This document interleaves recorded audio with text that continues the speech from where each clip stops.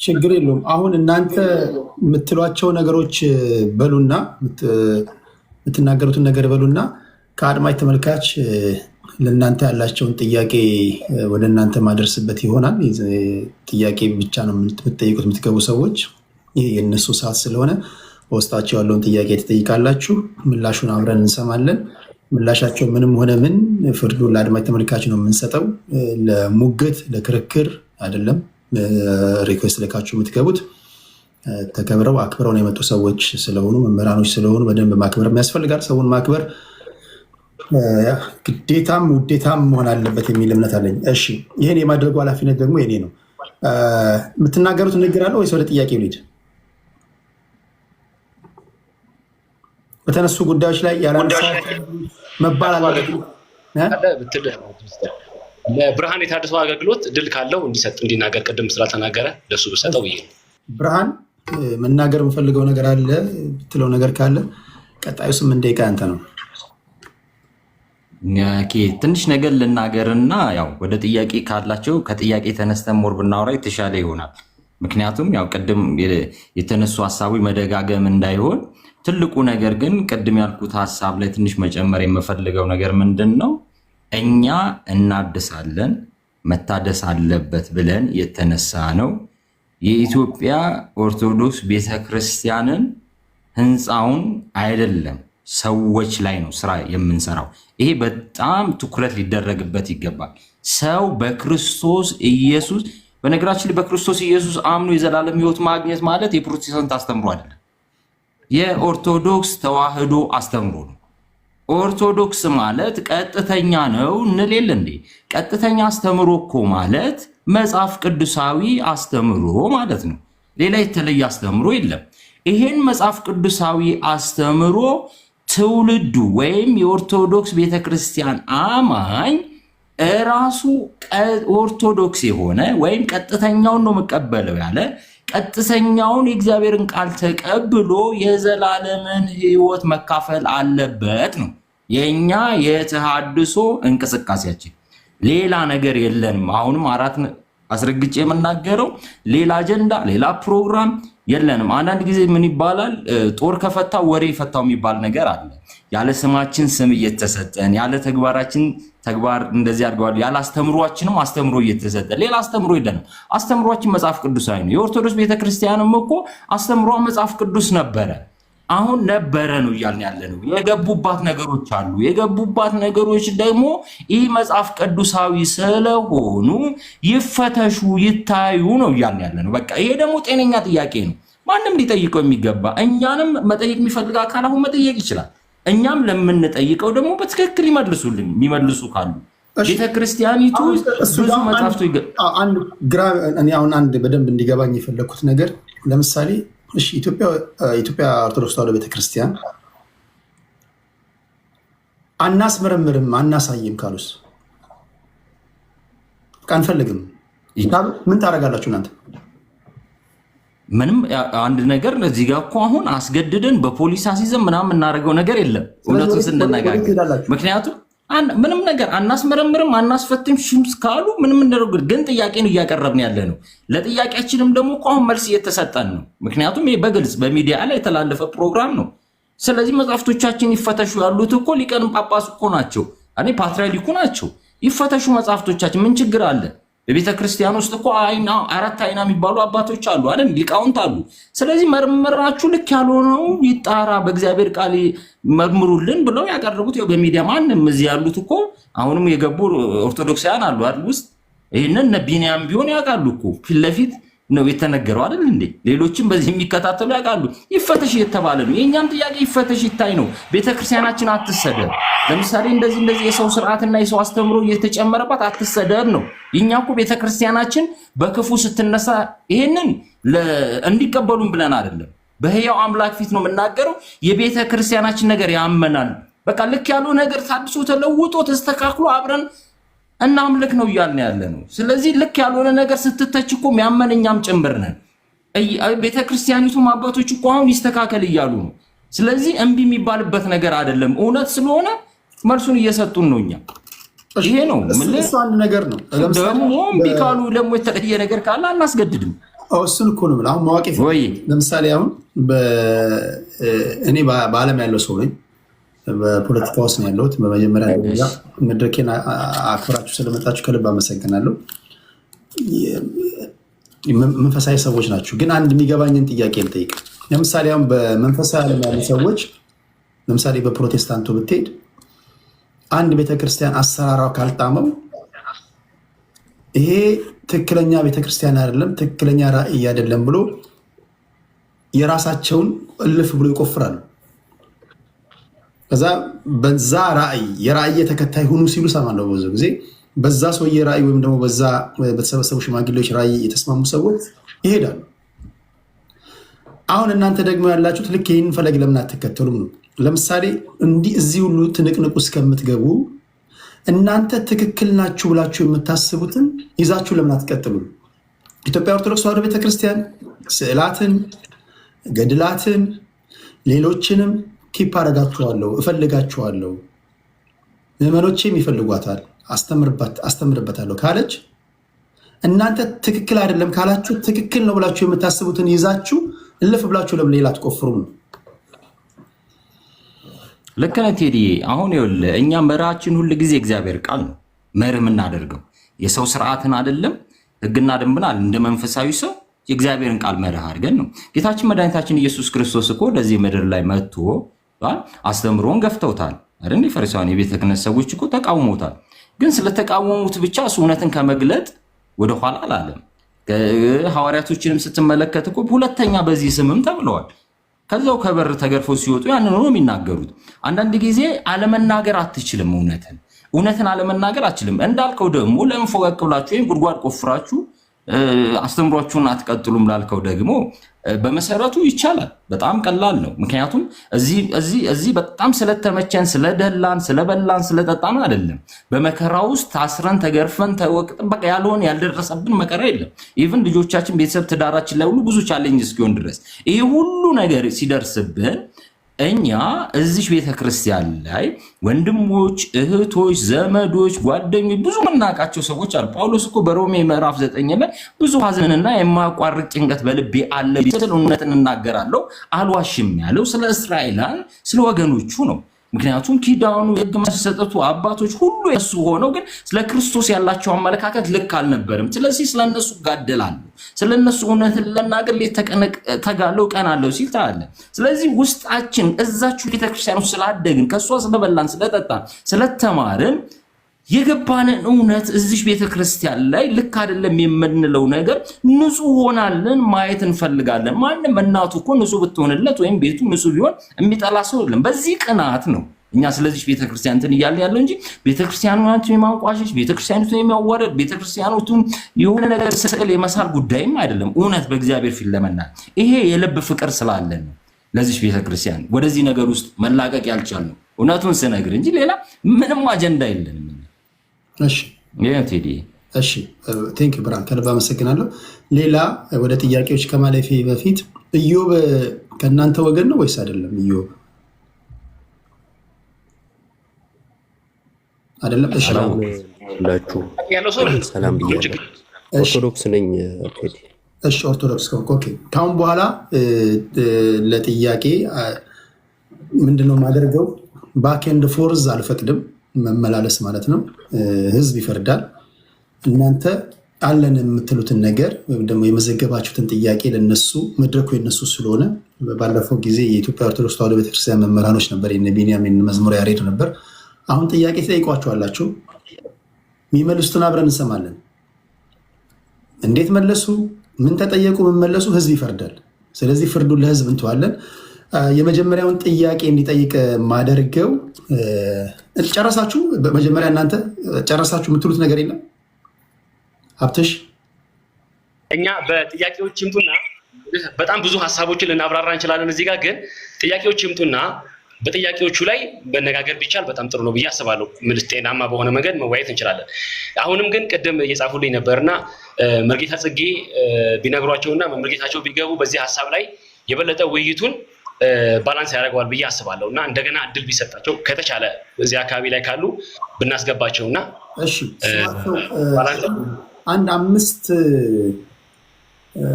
ሞዴሬተሮችን አወዳድረን መቅጠር ሳይኖርብን አይቀርም።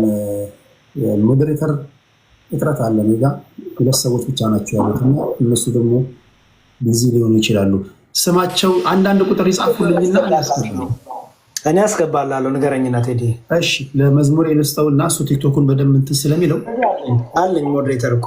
ኦኬ አለ። እሺ ስለዚህ መዝሙር የሚሉትን አስገባ። አሁን ጥያቄ ታቀርባላችሁ። የመጀመሪያው ጥያቄ እንዲያቀርብ እድል የምሰጠው ለቢኒያም ነው። ቢኒ ጥያቄን አቅርባለን የሚለው።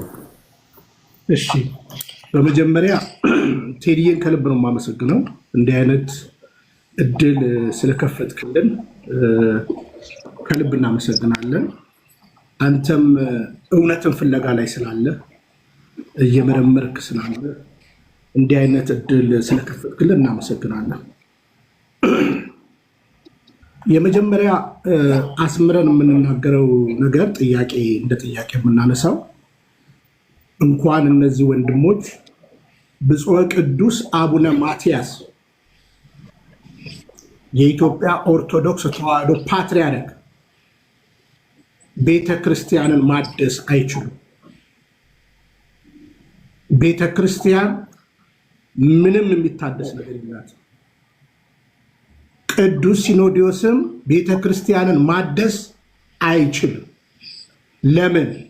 ቤተ ክርስቲያን አንዴ ተሰርታ አልቃለችና። ስለዚህ አሁን እነዚህ ወንድሞችን ልንጠይቃቸው የሚገባው ልክ እንደ አንድ ከፕሮቴስታንት እንደተመለሰና እንደመረመረ ሰው ኦርቶዶክስ ተዋሕዶ ቤተክርስቲያን መጽሐፍቶች አሏቸው። ለምሳሌ ኦርቶዶክስ ማለት ኦርቶ ቀጥተኛ፣ ዶክስ ትምህርት ዶግማ ማለት ነው። ቤተክርስቲያን 5 ዶግማዎች አሏት የማይሻሩ ላለፉት ዓመታት የተቀመጡ ሚስጥረ ሥላሴ፣ ሚስጥረ ሥጋዌ፣ ሚስጥረ ጥምቀት፣ ሚስጥረ ቁርባን፣ ሚስጥረ ትንሣኤ። ይሄ የማይሻር የማይለወጥ ዶግማ ነው። ቤተክርስቲያን 7 ሚስጥራት አሉ። ሚስጥረ ጥምቀት፣ ሚስጥረ ቁርባን፣ ሚስጥረ ንስሐ፣ ሚስጥረ ሜሮን፣ ሚስጥረ ቀንዲል፣ ሚስጥረ ተክሊል አሏት። 7 ሚስጥራት። እነዚህ በቤተክርስቲያን የታመኑ ትምህርቶች ናቸው። አሁን ለእነዚህ ወንድሞች የምጠይቃቸው ጥያቄ ምን ሊያድሱ እንደተነሱ ቅድም ብያለሁ። እንኳን እነዚህ ሰዎች ብፁዕ ቅዱስ አቡነ ማትያስ እችን ቤተክርስቲያን የማደስ አቅምም መብት የላቸው። ተሰርታ ያለቀች ቤተክርስቲያን ነች። ስለዚህ የመጀመሪያው ጥያቄ በእነዚህ 5ቱ ዶግማዎች ላይ ቤተክርስቲያን ስህተት ነች የምትሉ ከሆነ ከሱ ይጀምራልና እሱን ትቀበላላችሁ አትቀበሉ? ሁለተኛ እዚህ የማያችሁ እያንዳንዳችሁ ተሐድሶ ነን የምትሉ ሰዎች ለምሳሌ መሪጌታ ጽጌ ስጦታው ኦፊሻል ዩቲዩብ ላይ ያለ ሙሉ ወንጌል ቤተክርስቲያን ተጠምቋል። እያንዳንዳቸው ተጠምቋል። ሙሉ ወንጌል ቤተክርስቲያን የተለያየ ቤተክርስቲያን ተጠምቋል። መረጃ አለ። ጌታቸው እዩ ጩፋ ጋር ቤዛ ኢንተርናሽናል ቸርች ቢሮአቸው ራሱ ቴዲዬ መገናኛ መረጃ አለኝ። መገናኛ ግሬት ኮሚሽን ውስጥ ነው ቢሮአቸው። አሁን ደግሞ ያላቸው ቦታ ቤዛ ኢንተርናሽናል ቸርች ነው። ላይሰንሳቸው ከኢትዮጵያ ወንጌል አማኞች ካውንስል ነው። መሀል ሰፋሪነት መሆን አያስፈልግም። ቤተክርስቲያን የሚታደስ ነገር የላትም። የሚታደስ ነገር አለ ካላችሁ በመጀመሪያ ደረጃ አንዱ የምታነሱት ገድላት ነው። በነገራችን ላይ ቅድም ህዝቡን ለማሳት ብፁዕ ቅዱስ አቡነ ማትያስ መጽሐፍቶቻችን ማስረጃ አለባቸው። አሁን ስለምትለው ነገር ማስረጃ አለ ቴዲዬ በግልጽ እንደው ይኸው ጽጌ ስጦታው አሉ። ሙሉ ወንጌል ካልተጠመቁ እኔ በዩቲዩብ ላይ አወጣዋለሁ። እኔ ጋር የተናገሩት ጌታቸው ጩፋ ቸርች ካልነበረ፣ ቤዛ ኢንተርናሽናል ካልነበረ፣ ግሬት ኮሚሽን ቢሮ ከሌላቸው እኔ ውሸታም ልባል መረጃ ቀርባለሁ። በነገራችን ላይ እኔ ጋር ከ1 3 4 ኢንተርቪው አድርገዋል። ይሄ እንግዲህ ጥያቄ ነው እየጠየቅን ያለ ነው ማለት ነው። ለምን ሄዳችሁ ተጠመቃችሁ? ጥምቀት ወሳኝ ነገር ነው በነገራችን ላይ ማለት ነው። ማንደራደርበት። ይሄ በጣም እናመሰግናለን። አሁንም አስመር የምናገረው ቤተ ክርስቲያንን ብፁዕ ቅዱስ አቡነ ማትያስ ማደስ አይችሉም። የሚታደስ ነገር የላትም፣ ተሰርታ ያለቀች ነች። ሌላ ልጨምር፣ ፍርመናጦስ የመጀመሪያ ጳጳሳችን ነው ብሏል። በነገራችን ላይ ለየትኛው እኛ እኮ በሐዋርያዊ ቅብብሎች ጴጥሮስ ብለን ማርቆስ ነው የምንለው። ከማርቆስ አቡነ ማቴዎስ ጋር የመጣልን አለ፣ ቡራኪያቸው ይደርብን። ስለዚህ እያንዳንዱ ነገር በመረጃና በማስረጃ ነው የምንናገረው። እኔ ልንገርህ፣ በጣም ከታድሶያን ጋር ነበርኩኝ፣ በደንብ አውቃቸዋለሁ። እያንዳንዳቸው ለምሳሌ ኤምኬስ የተጠመቁትን አውቃቸዋለሁ። ለምሳሌ እነ በጋሻውም ሲወጡ አውቃለሁ። የት እንደተጠመቁ ይታወቃል ማለት ነው። ስለዚህ ላይሰንሳቸው ራሱ ከኢትዮጵያ ወንጌል አማኞች ካውንስል ውስጥ ነው ያለው፣ በግልጽ አማርኛ ማለት ነው። ለምን ጠቅልለው ለምን ፕሮቴስታንት አይሆኑም? ሌላ አሁንም ወጥረ እንድጠይቅልን የምንፈልገው እኔ ለምሳሌ አም ኦርቶዶክስ ለምሳሌ ይሄው አባቶቼ ማን ናቸው ካልኩኝ ሃይማኖት አበው አለ፣ በግልጽ አማርኛ ይሄው ሃይማኖት አባቶቼ እዚህ ላይ አሉ። እነዚህ አባቶቼ ላይ ስህተት አለ ወይ? ዶግማ ብለን አጠቃላይ ስናወራ ፍትሐ ነገሥት አለን። ፍትሐ ነገሥታችን አባቶችን ፍትህ መንፈሳዊ፣ ፍትህ ስጋዊ ብሎ አስቀምጠዋል። እዛ ላይ መነሳት መጽሐፍ ቅዱስ እርሊ ቸርች ፋዘርስን ማጥናት እንችላለን። ከዛ በተረፈ የዚች ቅዱስ ቤተክርስቲያን ቅዳሴ ለምሳሌ 8 የሥርዓት መጽሐፍቶች አሉ። ቅዳሴ ትላንት የተጀመረ አይደለም። ላለፉት ዓመታት እንግዲህ በዓለም አቀፍ ቤተክርስቲያን ያለ ስርዓት ነው። 14 ቅዳሴ አለ። 14ቱ ቅዳሴ ከአትናቴዎስ ጀምሮ የተጻፉ ቅዳሴዎች ናቸው። አንድም ሊነቅፉና ተሳስቷል ሊሉ የሚችሉበት ነገር የለም። ከዛ በተረፈ ግን አንድ ሰው እኮ ቴዲ እምነቱን የሚቀይረው የመጀመሪያው ነገር ዶግማ ነው። እምነቴን እኔ አሁን ለምሳሌ ከፕሮቴስታንት ወደ ኦርቶዶክስ የመጣሁት ፕሮቴስታንት ውስጥ ያለ ልምምድ አይደለም፣ ዶግማ ነው። ዶግማ አምስቱ ሶላን አልቀበልም ብዬ አሁን እነዚህ ሰዎች ዶግማን ያወጣቸው ሌላ ነገር ባጭሩ። ከዛ በተረፈ ግን ፕሮቴስታንት ናቸው እኮ በግልጽ አማርኛ የምነግርህ እኔ በመረጃ እውነት መርጌታ ጽጌ እኔ ሚዲያ ላይ ሙሉ ወንጌል እጅ የተጠመቅኩ ካላለ እኔ በአደባባይ ይሄን የተቀረጸውን አወጣዋለሁ። እውነት ለመናገር ጌታቸው የሚባለውም ደሴም ለምሳሌ ኤርሚያስ እኛ ቸርች አሴምብሊ። ስለዚህ ቤተክርስቲያን የሚታደስ ነገር የላትም። በእርግጥም አስምሬ የምናገረው ብፁዕ ቅዱስ አቡነ ማትያስ የሚያድሷት ቤተክርስቲያን የለችንም። ተሰርታ ያለቀች ቤተክርስቲያን ነች። ምክንያቱም ጽኑ ዶግማ ስላላት ማዕቀፉ እሱ ስለሆነ። ቴንኪው ቴዲ፣ ይሄን ይመልሱልና እንቀጥላለን። ከልብ አመሰግናለሁ። እሺ ሲመልሱ ታደምጣላችሁ። ታርጋችሁ የዶግማ መጽሐፋቸውንም ቢያሳዩን ጥሩ ነው። እንደኛ ቴዲ፣ እንደኛ መጽሐፍታቸውን ቢያሳዩ ችግር የለም። የጠየቃችሁትን እኔም ጽፌ ያለው አድማጭ ተመልካችም በደንብ አንብቧል። ከኛ በላይ በደንብ እያደመጡ ስለሆነ የሚመልሱትን ይመልሳሉ። ከዛ ፍርድ ይሰጣል ህዝብ። እድሉን ለማለት ማን ይመልስ? እጅ ያወጣ ሰው። እሺ መሪ ጌታ።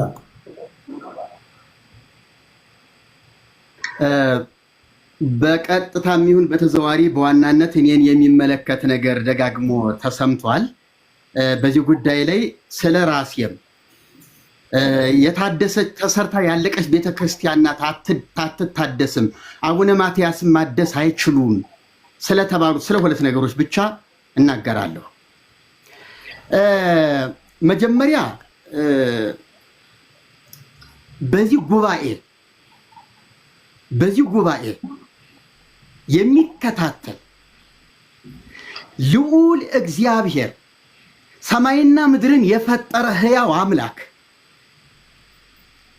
እማይማል ክፉ መሐላ ዛሬ በዚህ ጉባኤ ፊት እምላለሁ። ሕያው እግዚአብሔር ከመንግስቱ ይለየኝ።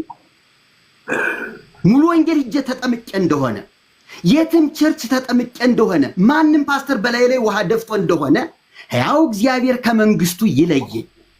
በቃ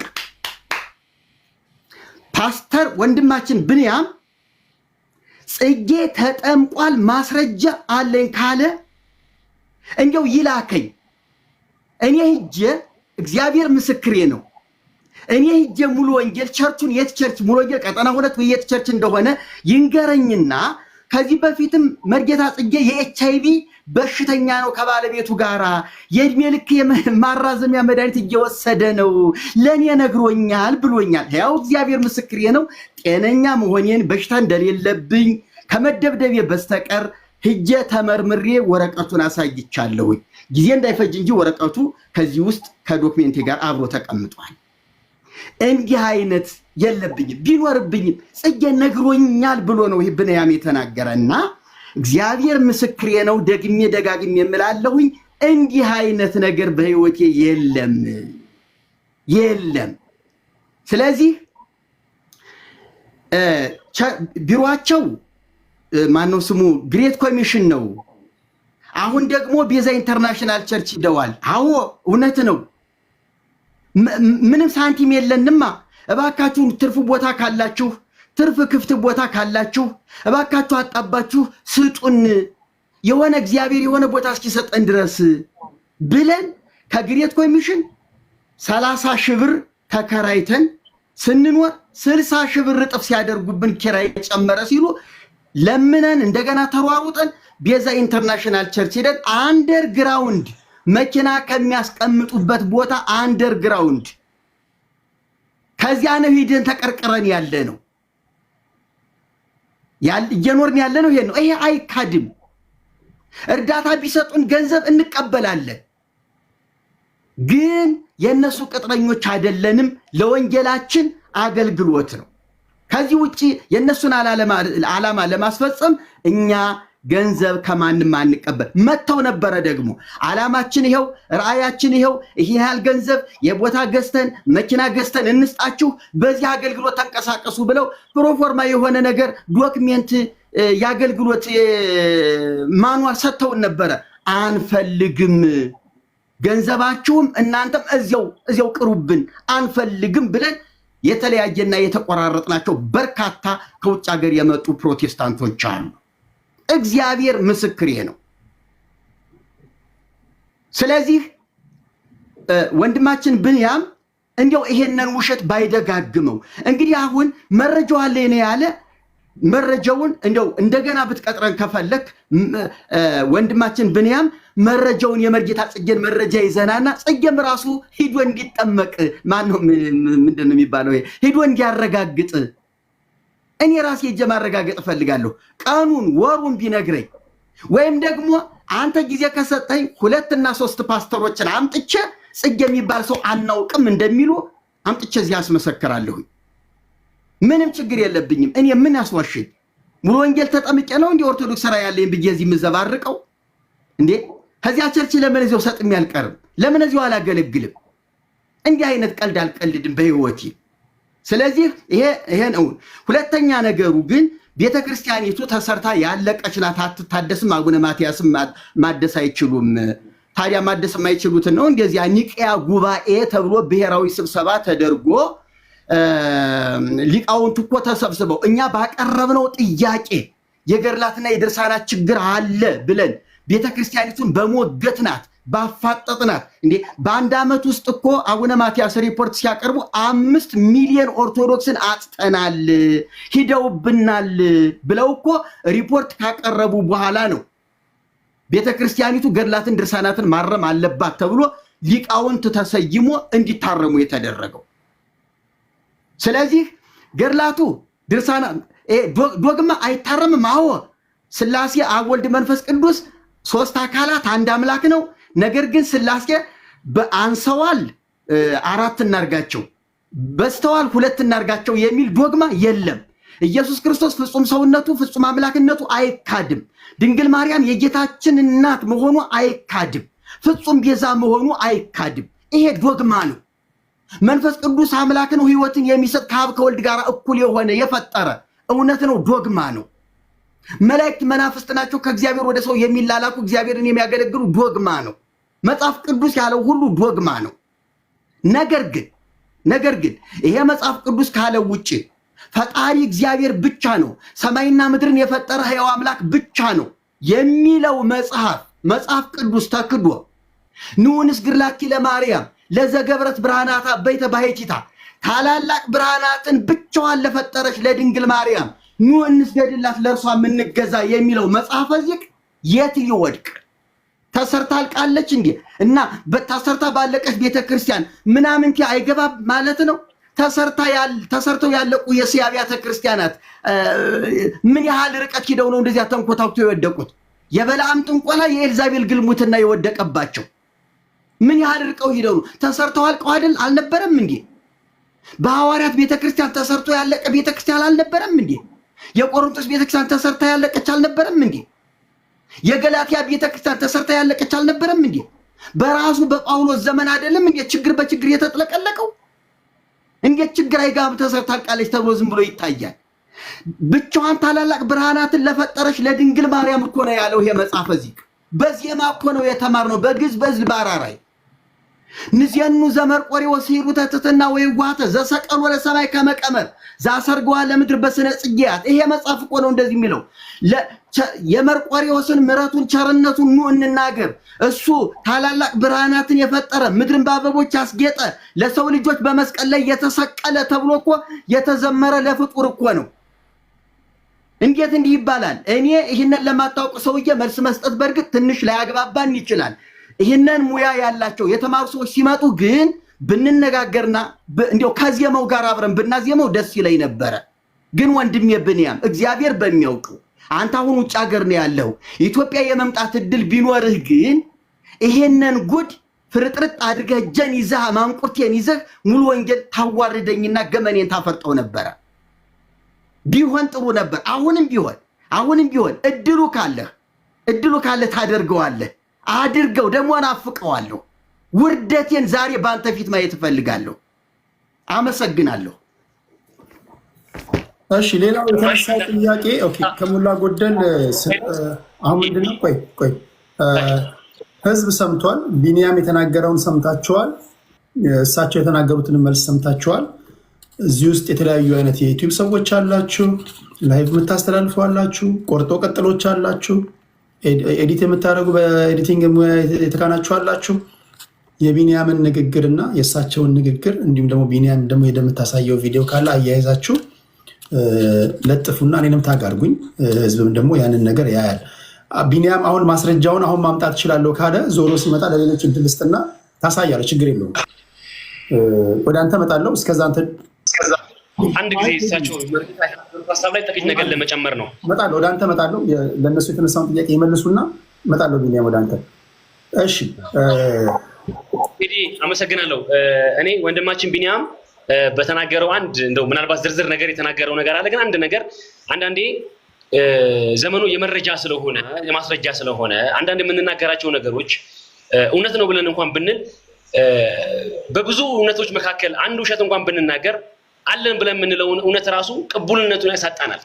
እና በጣም እማዝነው እንግዲህ ወንድማችን ቢኒያም ከተናገረው አንዱ እንደው በጣም በአጭሩ የወሰዱት ፍቃድ ራሱ ከወንጌላውያን ፕሮቴስታንት አብያተ ክርስቲያናት ነው የሚለው። ይሄንን ብቻ እንደው ሌላ ዝርዝር ያለውን ነገር ሳላወራ የወሰዱት ፍቃድ ራሱ ከወንጌላውያን አብያተ ክርስቲያናት ነው ያለው። ይሄ ለኔ ክሪስታል ክሊር የሆነ ውሸት ነው ማለት።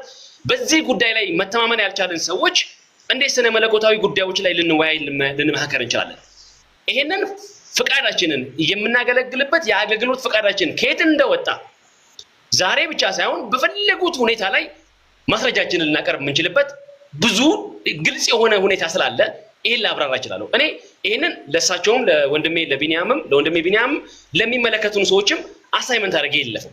ነገር ግን ፍቃዳችንን ያወጣነው ከወንጌላውያን አብያተ ክርስቲያናት ህብረትም አይደለም፣ በቅርቡ ከተቋቋመውም ከወንጌላውያን ካውንስል ነው ምናምን ከሚባለውም አይደለም። ፍቃዳችንን ያወጣነው እኛ ከሰላም ሚኒስቴር ነው ፍቃድ ያወጣነው። ከመንግስታዊው ተቋም በመንግስት ከሚተዳደረው ከሲቪል ሰርቫንቱን ሊድ ከሚያደርገው ከመንግስታዊ ተቋም ከሰላም ሚኒስቴር ነው ፍቃዳችንን ያወጣነው። ይሄ አንዳንዴ ሳናጣራ ቼክ ሳናደርግ የምንሄድበት ነገር በጣም ጥያቄ ያመጣል። ሁለተኛ እንደው ይሄን ሀሳብ ለማንሳት ተሰርታ ያለቀች ነች ቤተክርስቲያን፣ ልትታደስ አትችልም፣ ልትታረም አትችልም የሚለው እኔ ቤተክርስቲያንን እንዴት አድርገን የተረዳናት ራሱ ቤተክርስቲያንን ራሱ ዲፋይን ያደረግነው መንገድ ራሱ እንዴት ነው ብሎ መጠየቅ ያስፈልጋል ብዬ አስባለሁ። በደንብ ስማኝ ቴዲዬ፣ ሐዋርያት በአካለ ስጋ እያሉ እነ ጳውሎስ እነ ጴጥሮስ በአካለ ስጋ እያሉ እነሱ ያቋቋሟቸው አብያተ ክርስቲያናት የሮሜ ቤተክርስቲያን እኮ ስህተት ተገኝቶባት እኮ ታረሙ የሚል ደብዳቤ እኮ ደርሷቸዋል።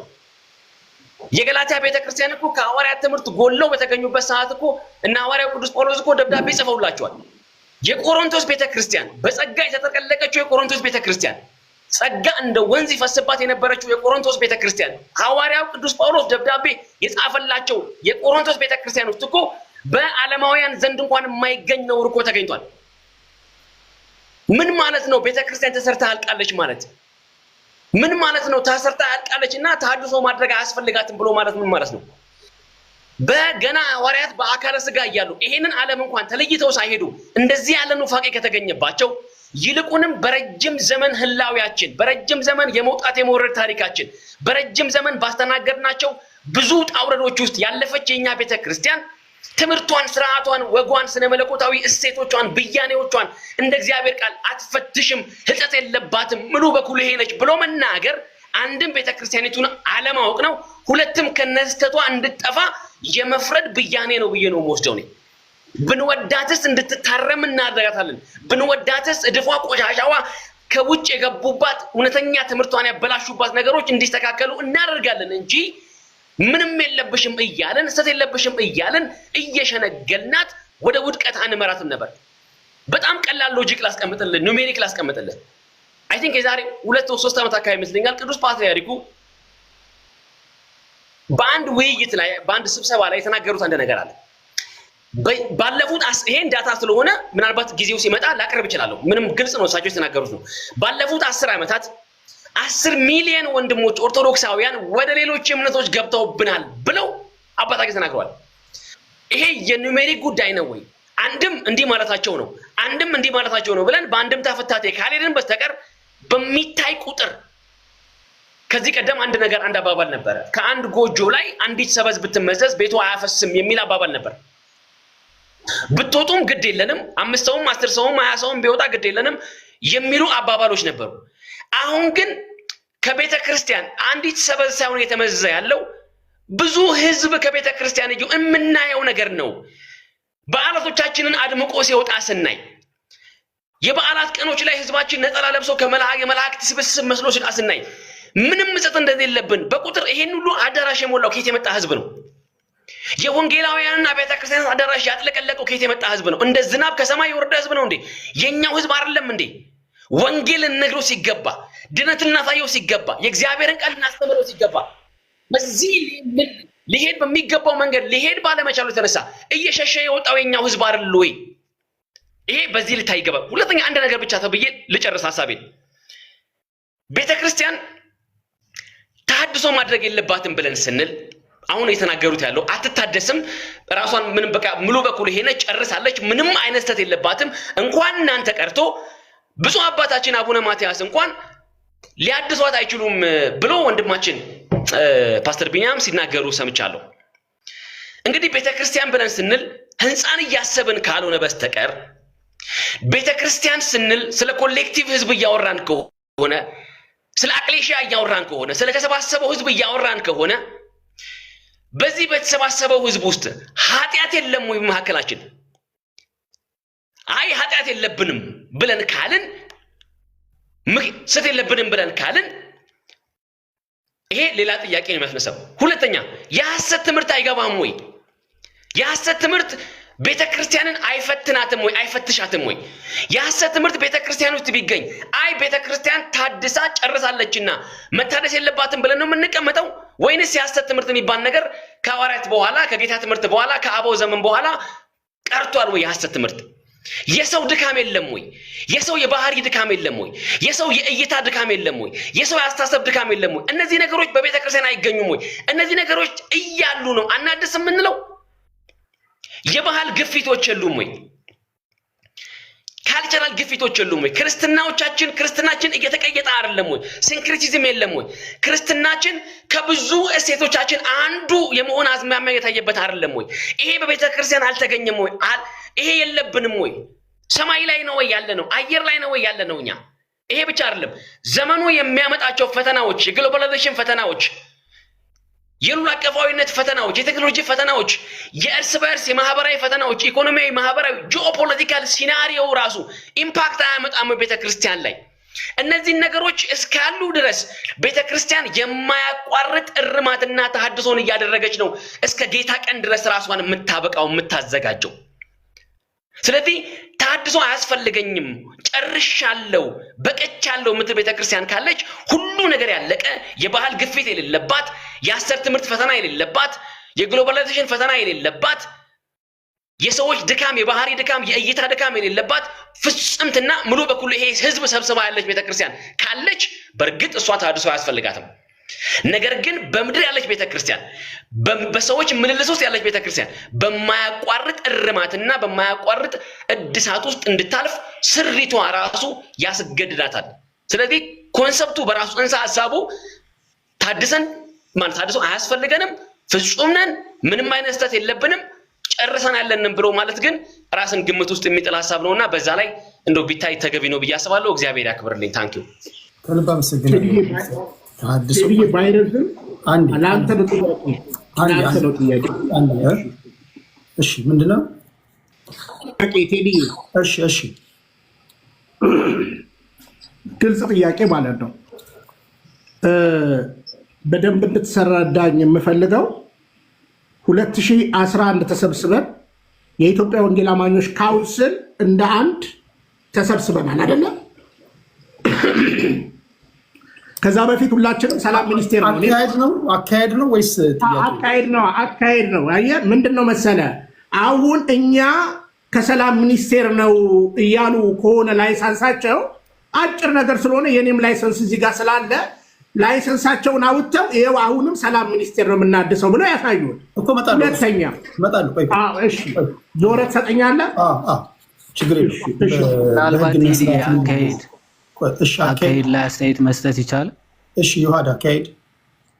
እሺ ቴንኪው አመሰግናለሁ። ሰላም ብያለሁ ሁላችሁም። ሰላም እግዚአብሔር ከኔም ከእናንተ ጋርም ይሁን።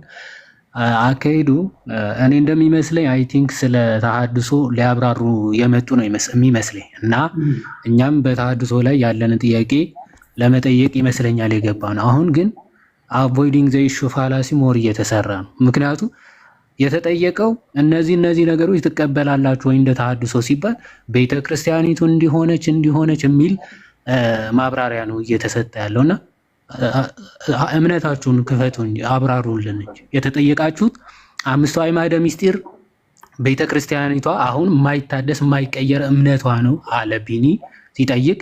ስለዛ ግን ምንም አላሉ ማለት ነው። ይቀበላሉ አይቀበሉም ትተውት ቤተክርስቲያኒቱ እንዲገድል ትቀበላለች ምናምን የሚል ሐሳብ ነው እየተነገረ ያለው። ቤተክርስቲያኗ ለጊዜው አንዴ ይተዋትና ኦኬ ተሐድሶ የሚያምነው እምነቱ በግልጽ ያብራራና ከፕሮቴስታንት የሚለየው የራሱ የሆነ እምነት ያለውን እስቲ ይግለጹልንና እኛም በእምነታቸው መሰረት እንጠይቃቸው። ፎከስ ያድርጉ በዛ ላይ። በተደጋጋሚ የጠየቁት ጥያቄ ነው። አሁን ምንድነው እኔ የማምነው እናንተ ጥያቄ ያቀርቡላቸው፣ ህዝብ እየታዘበ ነው ጥያቄውን። አሁን ለእኔ የአካሄዱ ላይ ያነሳውን በዮሐድ ዞሮ ሲመጣ ታነሳላችኋለህ፣ ከዛ የሚመልሱትን እንሰማለን።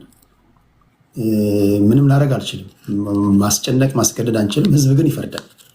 ስለዚህ ምን ተጠየቀ፣ ምን እየመለሱ ነው እና እዚህ ውስጥ ያሉ ሰዎች እያደመጡም ስለሆነ ይሄ ነገርም ለትውልድም ሪከርድ ተደርጎ የሚቀመጥም ነገር ስለሆነ እንዳልኳችሁም እንዲሁ ቴሌግራም ላይ ለማስቀመጥላችሁ እናንተ የምትማማሩበት የምትጠያየቁበትም ስለሚሆን በዛ አውድ እንሄዳለን። ጥያቄ ትጠይቃላችሁ። የጠየቃችሁ ጥያቄ ተመለሰ አልተመለሰም ህዝብ እያየ ነው፣ ይፈርዳል። እሺ በተረፈ ግን ሌላ አካሄድ ሲባል ከኔ ጆሮ ያመለጡ አጸያፊ ንግግሮች ካሉ ትክክለኛ ያልሆነ ንግግር እየተጠቀመ ያለ ሰው ካለ ከኔ ጆሮ ካመለጠ ይሄ ነገር ትክክለኛ ንግግር አይደለም አስቆምልኝ በሉኝ፣ አስቆማለሁ። ግራ ቀኙ ናቸው። ያን የምታደርጉ ሰዎች አይደላችሁም፣ የተከበራችሁ ሰዎች ናቸው። ይህን እንኳን የሚሰራው ለፖለቲከኞች ነው፣ በዓለም ላሉ ሰዎች ነው። ለዛ ከልብ አመሰግናለሁ። ትህትና የምንማርባችሁ ሰዎች ናቸው። እዚህ ውስጥ ያላችሁ ሰዎችም ከግራ ከቀኝ እያያችሁ ነው፣ እየተማራችሁ ነው። የራሳችሁን አቋም እያዛችሁ እንደሆነ እየታዘባችሁ እንደሆነ ተስፋ አድርጋለሁ። ታፕታፕ አድርጎ የሚናገሩት ንግግር ወደ እናንተ በጥራት እንዲደርስ ማለት ነው። ወደ ኢዮብ ልምጣ። ኢዮብ ጥያቄ ካለ መዝገቢያ ያስከው ጥያቄ ጠይቃቸው። እሺ እግዚአብሔር ያክብረልኝ ቴዲ፣ ስላስገባኝም አመሰግናለሁ። ሁላችሁንም ሰላም ብያለሁ። የጌታ ኢየሱስ ክርስቶስ ጸጋና ሰላም ይብዛላችሁ። ኦርቶዶክሳውያን ወንድሞች እንዲሁም የተሐድሶ ወንድሞች ሁላችሁንም የተወሰኑ ጥያቄዎችን ጽፌያለሁ። እንግዲህ ከቻላችሁ እየጻፋችሁ ብትይዟቸው አንድ በአንድ ለመመለስ ይመቻል ብዬ ስለማስብ ነው። የመጀመሪያው ጥያቄ ምንድን ነው? ጉባኤ እንቀበላለን ብለዋልና ጽጌ ስጦታው ያው መሪጌታ ማልለው ያው ቴዲ ይታወቅልኝ ቤተክርስቲያን አውግዛ የለየችውን መሪጌታ ብሎ የመጥራት ግዴታ ስለሌለብኝና ስለማይገባቸው ነው ብዬ ስለማምን ነው። እንደማትቀየሙኝ ተስፋ አድርጋለሁ። ጉባኤ እንቀበላለን ብለዋል። ለምሳሌ በጉባኤ ደረጃ ኃጢአት በሚሰረይባት በአንዲት ጥምቀት እናምናለን የሚል የቤተ ክርስቲያን የእምነት መግለጫ አለ። ይህንንስ ትቀበላላችሁ ወይ? እንዲሁም ደግሞ በኒቂያ ጉባኤ የእምነት መግለጫ ላይ የመጨረሻው አንቀጽ ላይ 20ኛው ላይ ማለት ነው። አንዴ ላንብላችሁ። እንደዚህ ይላል። ጉባኤ እንቀበላለን ስላሉ ነው ማነሳው። በጌታ ቀን እና በበዓለ ሃምሳ ቀናት የሚንበረከኩ ወይም የሚሰግዱ አንዳንድ ሰዎች በተመለከተ ነገሮች ሁሉ በሁሉም ቦታዎች ወጥ ሆነው እንዲከበሩ በማሰብ በእነዚህ ቀናት ወደ እግዚአብሔር የሚቀርቡ ጸሎት በቀዋሚ እንዲፈጸም ይህ ቅዱስ ሲኖዶስ መልካም እንደሆነ ወስኗል ይላል። አስቸኳይ ስለሆነ አሁን ለጊዜው ብዬ ነው ይሄን ያመጣሁት። ብዙ ከቤተክርስቲያን ስርዓት አንጻር ማን ቀድሞ ቅዱስ ቁርባን ይቀበል የሚለውን ሁሉ ይደነግጋልና ይህንንስ ይቀበላሉ ወይ? በእምነት መግለጫችሁ ውስጥ ይሄ አለ ወይ የሚል ጥያቄ አለኝ።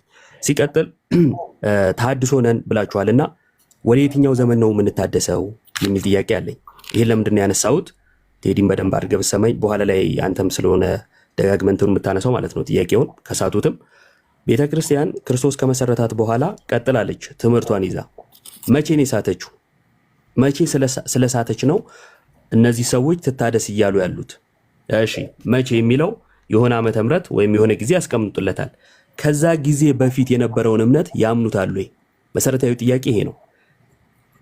ቤተክርስቲያን ተሳሳተች ካላችሁበት ወቅት በፊት ለምሳሌ ኢትዮጵያዊ ንጉሥ ታነው ሲሆን ካነሳችሁት ከሱ በፊት የነበረውን እምነት ታምናላችሁ ወይ? ለምሳሌ ቤተክርስቲያን ከተመሰረተች ለሺህ ምናምን ዓመት እስከ ፕሮቴስታንቱ መነሳት ድረስ ኢቭን ሉተርም ጭምር ጥምቀት ለድህነት ብለው ያምናሉ። ተሐድሶቹ አያምኑ። ስለዚህ ወደ የትኛው ነው የምታድሱን የሚል ጥያቄ ያለኝ። ከጠየቃችሁ ማስረጃ ማቅረብ እችላለሁ ስለ ጥምቀት አባቶች በደንብ ስላስተማሩ። ሲቀጥል ከዚህ በፊት ጽጌ ስጦታው ዮናስ ጎርፌ ካልተሳሳትኩ ከተባለ ሰው ጋር ሲወያዩ አንድ ፖድካስት ላይ ዶክትሪናቸውን እያዘጋጀን ነው ብለዋል። አሁን ደግሞ ከቤተ ክርስቲያን አንወጣም ሲሉ ሰማሁ ለቴዲ ሲመልሱና ክላሽ አያረግም ወይ? ቤተ ክርስቲያን ውስጥ የራሳችሁን ዶክትሪን እያዘጋጃችሁ ነው ወይ? አይ አይደለም ተገንጥለን እና ያለ ነው ካላችሁ እንግዲያውስ አንወጣም የሚለው ከየት የመጣ ነው የሚል ጥያቄ ያስነሳል። ከዛን አንዳንድ የማይቀበሉት ቤተክርስቲያን እንዳይቀበሉ ያደረጋቸውን ነገር ሲያነሱ ስግደትን አንስተዋል እና በቤተክርስቲያናችን ስግደት ለአምልኮ ብቻ የሚውል እንዳልሆነ መጽሐፍ ቅዱስን ጠቅሳ ቤተክርስቲያን ታስተምራለች። አስፈላጊ ከሆነ መወየት እንችላለን እና ግን እንደው ስግደት ስለተባለ ከሆነ ልትታደሱ የወጣችሁት እንደው ይቅርታ ስም ስለጠራው ያው እዚሁም ስላሉ ታችም ስለሚከታተሉ ገብተው ነበረ። መምህር ጌታቸው ጥሩ ግንኙነት አለን፣ ያው እንዳይቀየሙኝ ከጌታቸው ጋር እዩ ጩፋ እግር ስር ሲሰግዱ በቪዲዮ ማሳየት እችላለሁ አለና ስግደትን ሸሽተው ወደ ስግደት ነው ወይ የሄዱት የሚል ጥያቄ አለኝ። ለቤተክርስቲያን አባቶች ጽድቅን ለሰሩ ቤተክርስቲያን ቅዱሳን ላለቻቸው ተጋድሏቸውን ለጨረሱት መስገድ ደብሯችሁ ነው ወይ ለዩ ጩፋ ልሰግዱ የሄዳችሁት የሚል ጥያቄ ማንሳት እፈልጋለሁ ማለት ነው። ከዛን መጽሐፍት ይመርመሩ ብለዋል ብፁዕ አባታችን የሚለውን ነገር አነሱ። መጽሐፍት ይመርመሩ ማለት ቤተክርስቲያን ትታደስ ማለት ነው ወይ? መጽሐፍ ይመርመር ማለት ቤተክርስቲያን ትታደስ ማለት ነው የሚለውን ኬት ያመጣችሁት ነው? ምክንያቱም በቤተክርስቲያናችን ያሉ መጽሐፍቶች ሁሉ በተለይ ከመጽሐፍ ቅዱስ ውጪ ስህተት አይገባበትም የሚባል መጽሐፍ የለንም። እሱን ስህተት ማስተካከል በራሱ ቤተክርስቲያን መኖሯን የሚያሳይ ነው። አስተካክላለሁ ካለች አለች ማለት ነው። ይሄንንስ ኬት ነው ያመጣችሁት የሚል ጥያቄ ያስነሳል። ሲቀጥል የቆሮንቶስ ቤተክርስቲያን፣ የገላትያ ቤተክርስቲያን እያሉ አንስተው ስህተት ገብቶባታል የሚል ነገር አነሱ። ጳውሎስም ሲጽፍ በቆሮንቶስ ላሉ ለሳቱት፣ ራእይም ላይ ስንሄድ ለሰባቱ ቤተ ክርስቲያናት ሲጻፍ ለቤተ ክርስቲያኒቱ አለቃ እንዲህ ብለህ ጻፍ እያለ በቤተ ክርስቲያን ውስጥ ላሉት ለሳቱት መልእክቱ የተጻፈው። እንደ አጠቃላይ ቤተ ክርስቲያን ትሳሳታለች የሚል ከሆነ ሐሳባችሁ ጌታ ኢየሱስ ክርስቶስ ለጴጥሮስ ሲናገር ምን ብሎ ነበር የተናገረው? ቤተ ክርስቲያኔን እሰራለሁ የገሃነብ ደጆች አይችሏትም ነበር ያለው። እናንተ ግን አይ ይችሏታል፣ ያጠፏታልም ይበርዟታልም እያላችሁ ስለሆነ ከክርስቶስ ጋር መጋጨት አይሆንም ወይ? ኤፌሶን መልእክቱ ላይ ደግሞ ከእድፈት ወይም ከፊት መጨማደድ ጠበቃት ይላል ቤተ ክርስቲያንና ጳውሎስ። እናንተ ደግሞ አይ አልጠበቃትም እያላችሁ ስለሆነ ጸባችሁ ከክርስቶስ ጋር አይሆንም ወይ? ከዛን 10 ሚሊዮን ሰዎች ወጥተዋል አሉ። ይሁን ችግር የለውም። ማን እንደቆጠረው ባላቅም ግን ችግር የለውም። 10 ሚሊዮን ቢወጣ ተሐድሶን እውነት ያደርጋሉ ወይ? የሰዎች መውጣት እናንተን እውነት ሊያደርግበት የሚችል ምንም ነገር የለም። ምክንያቱም አስቀድሞ የነበረውን አንድም ነገር ስለማትቀበሉ የመጨረሻ በደብረ ሊባኖስ ያው ስላነሱት ማለት ነው የግድ ቤተክርስቲያንን ስለሚነካ እንጂ ያው ባላነሳው ደስ ይለኛል። ተደብድብ ያለው አሉ። ምናልባት ካስኮበለሉት ነገር ጋር የተያዘስ ቢሆን ተግባብተናል ብዬ አስባለሁና ሃይማኖት ላይ ሲጠየቅ እንደዚህ አይነት የግል ነገሮች ባይነሱ ጥሩ ነበረ። እግዚአብሔር ያክብርልኝ። ከልብ አመሰግናለሁ ኢዮብ፣ እግዚአብሔር ያክብርልኝ። ወደ እናንተ ምላሾች እንሄዳለን። ህዝብ የተጠየቀውን ጥያቄ በደንብ ሰምተናል። እኔም መዝግቤ ያለው እነሱ መዝግበዋል። በደንብ የተጠየቀውን ጥያቄ ስለሰማችሁ መድገም አይጠበቅብኝም። ልክ እኔ መዝግባችኋል። ምናልባት ሳትመዘግቡ ካለፋችሁ ግን ላስታውሳችሁ ዝግጁ ነኝ። በተረፈ ግን እንዴት አድርጋችሁ መመለስ እንዳለባችሁ የምታውቁት እናንተ ናችሁና እድሉ ለእናንተ ልስጣችሁ። ማን ይጀምር? መሪጌታ መሪጌታ። እሺ አመሰግናለሁ። ሰፋ ያሉ ጥያቄዎች ብዙ ማብራሪያ የሚያስፈልጋቸው ናቸው። በዚህ ጊዜ እንዴት ተጠቃለው እንደሚመለሱ ትንሽ ያስቸግራል። ራሳቸውን የቻለ እያንዳንዳቸው ፕሮግራም የሚያስፈልጋቸው ናቸው። እንደው ባጭሩ ግን 5ቱ አዕማደ ምስጢርን ተጠይቀው ወደ ጎን እንደሄድንና ማብራሪያ እንዳልሰጠንበት እንደምንቀበል ወይም እንደማንቀበል መልስ ያልተሰጠበት ጥያቄ ሆኖ እንደታለፈ ተደርጎ ቀርቧል። 5ቱ አዕማደ ምስጢር ቤተክርስቲያኒቱ የዶክትሪን ስህተት የለባትም አላልም። የዶክትሪን ስህተት አለባት። 5ቱ አዕማደ ምስጢር ላይ ቤተክርስቲያኒቱ አፈጻጸም ላይ አሰራር ላይ ስህተት ካለ ስህተት አለ፣ ትታረማለች። እኛ መጽሐፍ ቅዱሳዊ ቃሉ እንደወረደ ከመጽሐፍ ቅዱስ የተቀመጠ ነው ዶግማ የምንለው እንጂ ቤተክርስቲያኒቱ ይሄ ዶግማዬ ነው ብላ ሌላ ሰው ሰራሽ ትምህርት ሁሉ ብትቀላቅል 5ቱ አዕማደ ምስጢር ዶግማ ሊሆን አይችልም። እኛ እንጠይቅበታለን። ይሄ ለምን ገባ ብለን እንጠይቃለን። ስለዚህ ምስጢረ ስጋዌ ለምሳሌ ምስጢረ ስላሴ ላይ ጥያቄ የለንም። አብ ወልድ መንፈስ ቅዱስን በደንብ ተደርጎ ተተንትኗል። መጽሐፍ ቅዱሳዊ ሐሳብ ነው፣ ጥሩ ነው። እኛ በዚያ ላይ ጥያቄ የለንም እንደተሐድሶ። ምስጢረ ስጋዌ ላይ ግን ብርቱ ጥያቄ አለ። መጽሐፍ ቅዱስን የሳተ ከመጽሐፍ ቅዱስ ከሐዋርያት ትምህርት የወጣ ከራሱ ከጌታችን ትምህርት የወጣ የኑፋቄ ትምህርት ገብቶባታል በቤተ ክርስቲያኒቱ ላይ። ለምሳሌ መጽሐፍ ቅዱስ ኢየሱስ ክርስቶስ የእግዚአብሔር ልጅ በመስቀል ላይ ሲውል ብቻውን የዓለም ቤዛ ሊሆን ነው። ቤዛ ኩሉ ዓለም የተባለው ሐዋርያቱም ቢሆን የሰበኩት ይሄንን ነው፣ እርሱ ብቻ እያሉ ራሱ ጌታችን በሩን የኔ በእኔ በቀር በማለት እሱ ብቻ እንደሆነ ነው እየተናገረ ያለው። ነገር ግን በዚህ የቤዛነት ጉዳይ ላይ ቅድስት ማርያም ቤዛዊተ ኩሉ ዓለም ተብሏል። ይሄ ዶግማ እኮ ተንዷል። ምስጢረ ስጋዌ እኮ ፈረሰ። እግዚአብሔር አብ ለደህንነታችን ያስቀመጠው መስዋዕት ያደረገው የዘላለም ሊቀ ካህናት የዘላለም መስዋዕት ኢየሱስ ክርስቶስ አንተ በቂ አይደለህም፣ ድንግል ማርያምን ቤዛዊተ ኩሉ ዓለም ናት። ምን ይሄ ብቻ? የብፁዕ አቡነ ተክለ ሃይማኖት ተቅማጥም ከክርስቶስ ደም ጋር እኩል ነው። ይሄው ገሩን ይዤዋለሁ፣ አውጥቼ ማንበብ እችላለሁ። ወናሁ ትመውት በሕማመ ብድብድ ወደዛቲ ሕማምከ ረስያ ከመ ስቅለቲ ወሞቴ፣ እነሆ በክፉ ሞት በተቅማጥ ትሞታለህ፣ ይችን ተቅማጥ ግን ደግሞ እንደ ስቅለቴ እንደ ሞቴ እቆጥርልሃለሁ ብሏል ተብሎ የአቡነ ተክለ ሃይማኖት ተቅማጥ ከክርስቶስ ደም ጋር እኩል ነው ከገሩ ላይ ተቀምጧል። የክርስቶስ ቤዛነት እዚህ ላይ ውድቅ አልሆነም ወይ? በነገር ለክርስቶስ ሰምራ ስንሄድ ክርስቶስ ሰምራ የጥቅምት ወር ላይ የ4 ወር የዝናብ ነጠብጣብ ያክል ነፍሳትን ከሲኦል ወደ ገነት እያወጣች ታስምሪ ዘንድ ቃል ኪዳን ገባሁልሽ ብሎ ጌታችን ሰጣት ይላል። የ4 ወር የዝናብ ነጠብጣብ ያክል ጌታችን ኢየሱስ ክርስቶስ ይሄንን ያህል ዓለም ከአዳም እስከ ምጽአት 10 ጊዜ እንደው ቢፈጠርስ ዓለም እውነት የ4 ወር የዝናብ ነጠብጣብስ ትውልድ አለ ወይ? እንደው የካ ክፍለ ከተማን ያለንባትን አካባቢ እንኳን የአንድ ቀን ዝናብ ቢዘንብባት ያን ያህል የዝናብ ነጠብጣብ የአዳም ዘር አለ ወይ? እና የሌለና የተጋነነ ቅዱሳንን ለማክበር ተብሎ እንዲህ አይነት የተለቀቀው ውሸት መዋሸት አግባብ አይደለም። ይሄም የክርስቶስን ቤዛነት የሚያስክድ ነው። የክርስቶስ ሰምራ ቃል ኪዳን ከልክ ካለፈ ቤዛነትን አስጣለ። ክርስቶስ ሰምራ ይሄን ያህል ካዳነች በቃ የክርስቶስ ቤዛነት ምን ያደርግልኛል? እሷንን ዘክሬ በቃ ድኛለሁ፣ አልቆልኛል የኔ ነገር።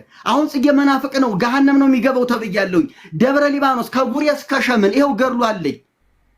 ከጉሬ እስከ ሸምን ድረስ የተቀበረ ማንኛውም ሰው ይድናል ተብሏል። ገድለ ተክለ ሃይማኖት ለመንግስተ ሰማያት የማይበቃ እንዲሁም ገዳምክን አይረግጥም ተብሏል።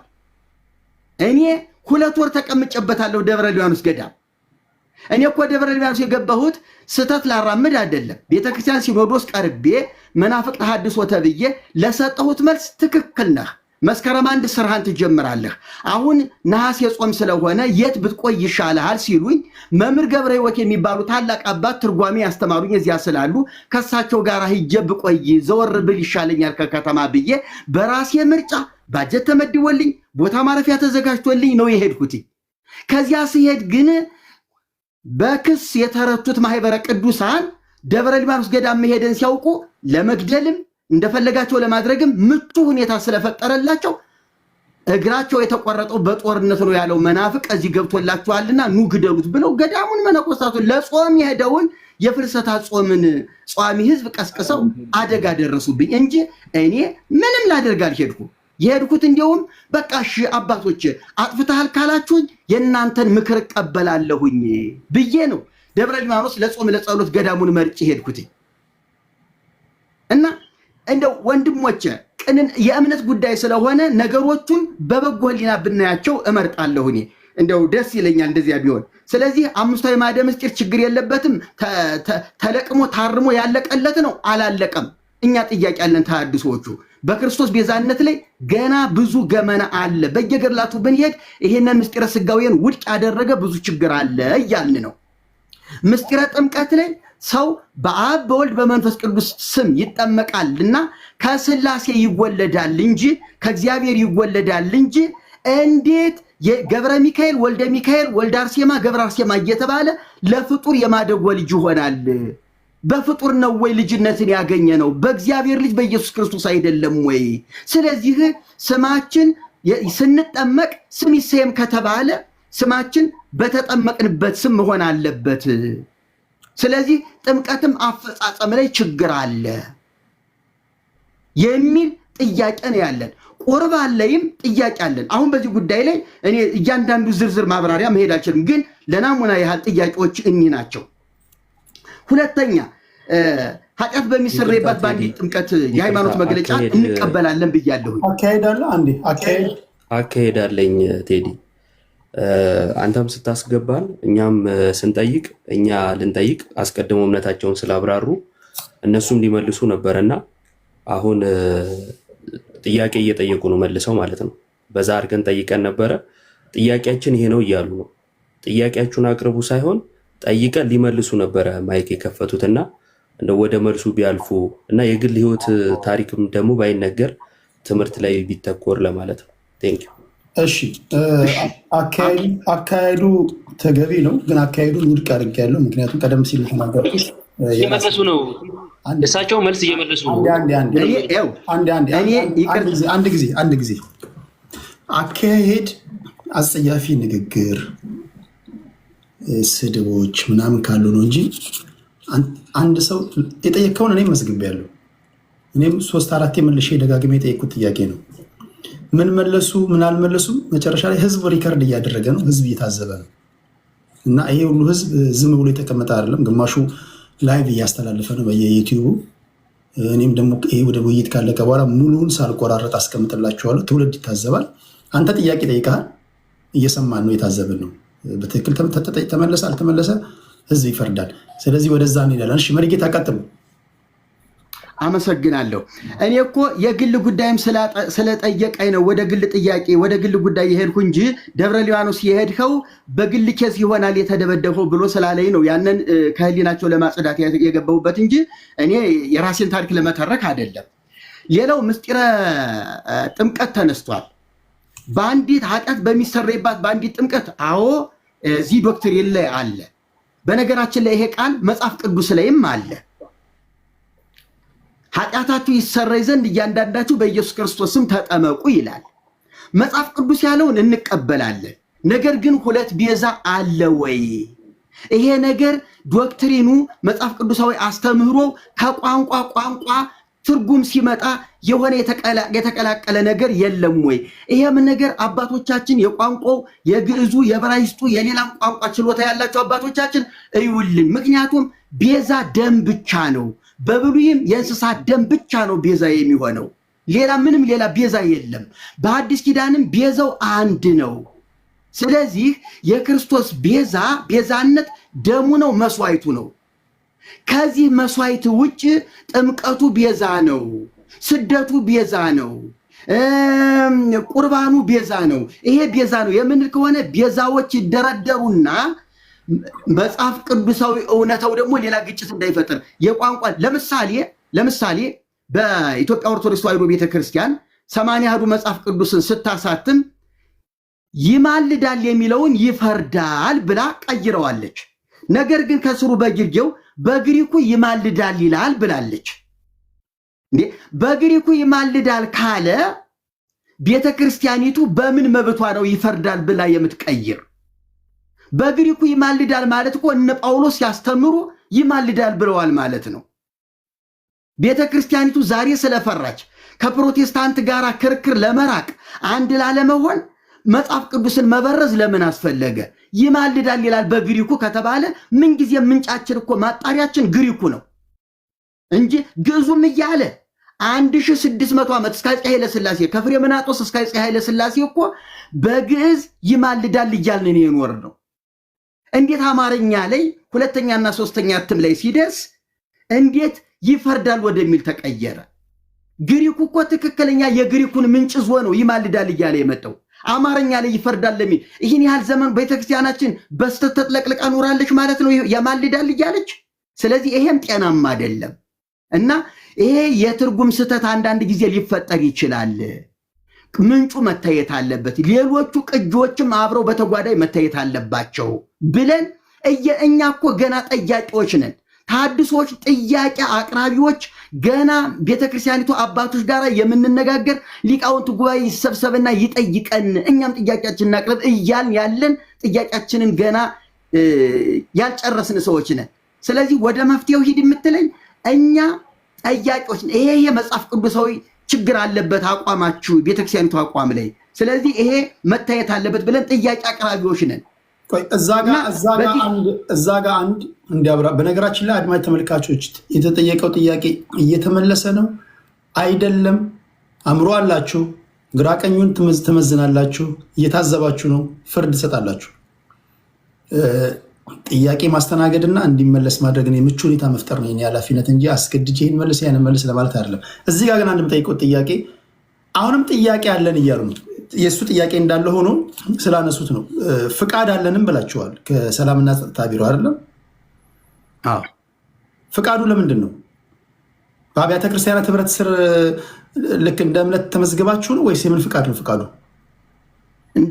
እንደዛ ተመዝግበን አይደለም። እኛ እንደ ተሐድሶ የኢትዮጵያ ኦርቶዶክስ ተዋሕዶ ቤተክርስቲያን በስደት የወጣነንና ቤት ስንከራይ ፈቃድ አምጡ እንባላለን። በቀበሌ በአካባቢ በክፍለ ከተማ ስንዘምር ስናገለግል ቤት ስንከራይም አከራይ ለጉባኤ ከሆነ ፈቃድ ሊኖራችሁ ይገባል እንባላለን። ፈቃዱ በኢትዮጵያ ኦርቶዶክስ ተዋሕዶ ቤተክርስቲያን ስር ብሎ ነው የተጻፈው ወይስ ተሐድሶን እንደ ልዩ እምነት አድርጎ ቆጥሮ ነው የሰጣችሁ? ለምሳሌ አሁን የተለያዩ እምነቶች አሉ አይደለ? በህገ መንግስቱም የተመዘገቡ እምነቶች አሉ። ነገር ለማብራራት ሶሪ ይቅርታ፣ ፍቃዱ የተሰጠው እንደ ፕሮቴስታንት ወይም እንደ ወንጌላውያን ሆኖ ሳይሆን መንግስት ማንኛውም ከሁለትና ከሶስት ቡድን ሁለት ግለሰብ ሶስት ቡድን ግለሰብ በላይ ሲሰበሰብ ማን እንደሆነ አላማው ምን እንደሆነ እቅዱ ምን እንደሆነ መንግስት ማወቅ ስለሚፈልግ ከጸጥታ ጉዳይ ጋር የተገናኙ ኢሹዎች ስላሉ ማን እንደሆነን ምን እንደሆነን አላማችን ምን እንደሆነ ለማወቅ በጠቅላላ ከጸጥታ ጉዳይ ጋር የተገናኘ ነው እንጂ ሃይማኖታዊም ኢሹ የለበትም እዚህ ጉዳይ ላይ። ነገር ግን ይህንን ስናደርግ ቤት ስንከራይ ማን እንደሆን ማንነት መገለጥ አለበት። ስለዚህ ከየት የመጣችሁ ናችሁ? ምንድነው ሐሳባችሁ? ምንድነው ዓላማችሁ ተብሎ ቢባል እኛ እንዲህ ነን ብለን ልንመለስለት የምንችለው ነገርን ለማሳየት ነው። ያ ፍቃድ ህጋዊ ማህበር ኖርማሊ የማህበር ፍቃድ ነው ወይም ደግሞ የአገልግሎት ፍቃድ ተብሎ ሊወሰድ የሚችል ነው። ይሄንን ስናደርግ ግን ምን ብለን ነው ይሄንን ፍቃድ ያወጣ ነው? አሁንም ጥያቄዎች አሉን ነው እያልን ያለ ነው። እንደውም ከዚህም ያለፈ አባቶቻችን ጋር በሚገባ ጥያቄያችን እንደውም አልደረሰም ባዮች ነን እኛ። ጥያቄያችን በሚገባ ብፁዓን አባቶች ጋር አልደረሰም። እንደውም ጥያቄው ተጠልፏል፣ በሌሎች ቡድኖች ተጠልፏል። ይሄን ጥያቄ በአሉታዊ መንገድ ሰዎች እንዲገነዘቡት ለማድረግ የተሰራ ስራ አለ። በኔጌቲቭ ኤነርጂ ተሐድሶ እንዲታይ የተሰራ ስራ አለ። አባቶቻችንን አስደንግጠውብናል እያልን ያለው። ለምሳሌ አንዱ ነገር ላሳየ። ከቤተ ክርስቲያን የሙዚቃ መሳሪያዎችን የዝማሬ መሳሪያዎቻችንን አውጥተን ለምሳሌ ከበሮ አውጥተው ኪቦርድ ሊያስገቡባችሁ ነው። የጳጳሳትን ቆብ አስወልቆ ሱፍና ምናምን ነገር ሊያስገቡባችሁ ነው። የቤተክርስቲያኑን ቅርጽና ስርዓት ያለውን ወግና ባህል አጥፍተው አውሮፓዊ ባህል ሊጭኑባችሁ ነው። ባህል በራዥ፣ ሃይማኖት ከላሽ፣ ድንበር ቆራሽ ዎች ናቸው ብለው አባቶቻችንን እኮ አስደንግጠውብናል እኮ ብዙዎች። ስለዚህ እኛ እያልን ያለ ነው አሁንም አባቶቻችን ጋር ጥያቄያችን በወጉ አልደረሰም። በሶስተኛ ወገን ጥያቄያችን ተጠልፏል። ጥያቄያችን ሃይማኖታዊና መንፈሳዊ ነው። ቤተክርስቲያኒቱ እውነተኛ ተሐድሶ እንድታደርግ ብቻ ነው የምንጠይቀው። ቤተክርስቲያኒቱ ባህሏን፣ እምነቷን፣ ታሪኳን፣ ብሔራዊት አስተዋጽኦዋን፣ የነገ መጻኢ ዕድሏን ሁሉ ታሳቢ ባደረገ መንገድ ተሐድሶ እንድታደርግ የሚጠይቅ መንፈሳዊና ሃይማኖታዊ ጥያቄ ነው። ነገር ግን ይሄንን ጥያቄ ከብዙ ጉዳዮች ጋር ነገሩን በመስፋት ገብቶኛል። አሁን ለምሳሌ ህገ መንግስቱን መሰረት አድርገው ነው አይደለም በሃይማኖት ጉዳይ አንቀጽ 27 ላይ የተጻፈ ነው በግልጽ። አሁን እናንተ ፍቃድ ሲሰጣችሁ ለምሳሌ አንቀጽ 27 ላይ ቁጥር 1ን ብናነብ ማንኛውም ሰው የማሰብ የህሊናና የሃይማኖት ነፃነት አለው። ይህ መብት ማንኛውም ሰው የመረጠውን ሃይማኖት ወይም እምነት የሚያዝ ወይም የመቀበል ሃይማኖቱንና እምነቱን ለብቻ ወይም ከሌሎች ጋር በመሆን በይፋ ወይም በግል የማምለክ፣ የመከተል፣ የመተግበር፣ የማስተማር ወይም የመግለጽ መብትን ያካትታል ይላል። 3 ላይ ማንኛውም ሰው የሚፈልገውን እምነት ለመያዝ ያለው ነፃነት በኃይል ወይም በሌላ ሁኔታ በማስገደድ መገደብ ወይም መከልከል አይቻልም ይላል። which መብት አላቸው። ኦኬ 5ኛ ላይ ዘለን ሃይማኖትና እምነትን የመግለጽ መብት ሊገደብ የሚችለው የህዝብን ደህንነት፣ ሰላምን፣ ጤናና ትምህርትን፣ የህዝብን ሞራል ሁኔታ፣ የሌሎችን ዜጎች መሰረታዊ መብቶች፣ ነፃነቶችና መንግስት ከሃይማኖት ነፃ መሆኑን ለማረጋገጥ በሚወጡ ህጎች ይሆናል ይላል። ስለዚህ አሁን ለእናንተ ፍቃድ ሲሰጣችሁ የራሳችሁ ዶክትሪን አላችሁ፣ የራሳችሁ አካሄድ አላችሁ። የሌላውን እምነት አትነኩም፣ ሌሎች በመፍራትና በመንቀጥቀጥ የሚጠብቋቸውን አታንቋሹ ተብሎ ከሆነ ፍቃድ የተሰጣችሁ አሁንም ጥያቄ ያለን ለምን ትላላችሁ? ከኦርቶዶክስ ወጥታችሁ ከሆነ ፍቃድ የያዛችሁት ፍቃድ ከተሰጣችሁ በዛ ፍቃዳችሁ ላይ ምዕመኖቻችሁን እያስተማራችሁ ለምን አትቀጥሉም? ሌላ ጥያቄ እናንተ ከሆነም ጥያቄ ያለን እያላችሁ ነውና ጥያቄ ያለን የሚል ሰው ውስጥ ያለ ሰው ነው። ያልወጣ ውስጡ ነው የሚታገል ነው። እናንተ ፍቃድ ደረጃ ላይ ከደረሳችሁ ለምን በእናንተው መንገድ አትቀጥሉም? ለኔ ጥያቄ እሱን አንድ ላይ አያይዛችሁ እንድትመልሱልኝ ነው። አድማጭ ተመልካች ይታዘባል፣ ያደምጣል፣ ይፈርዳል።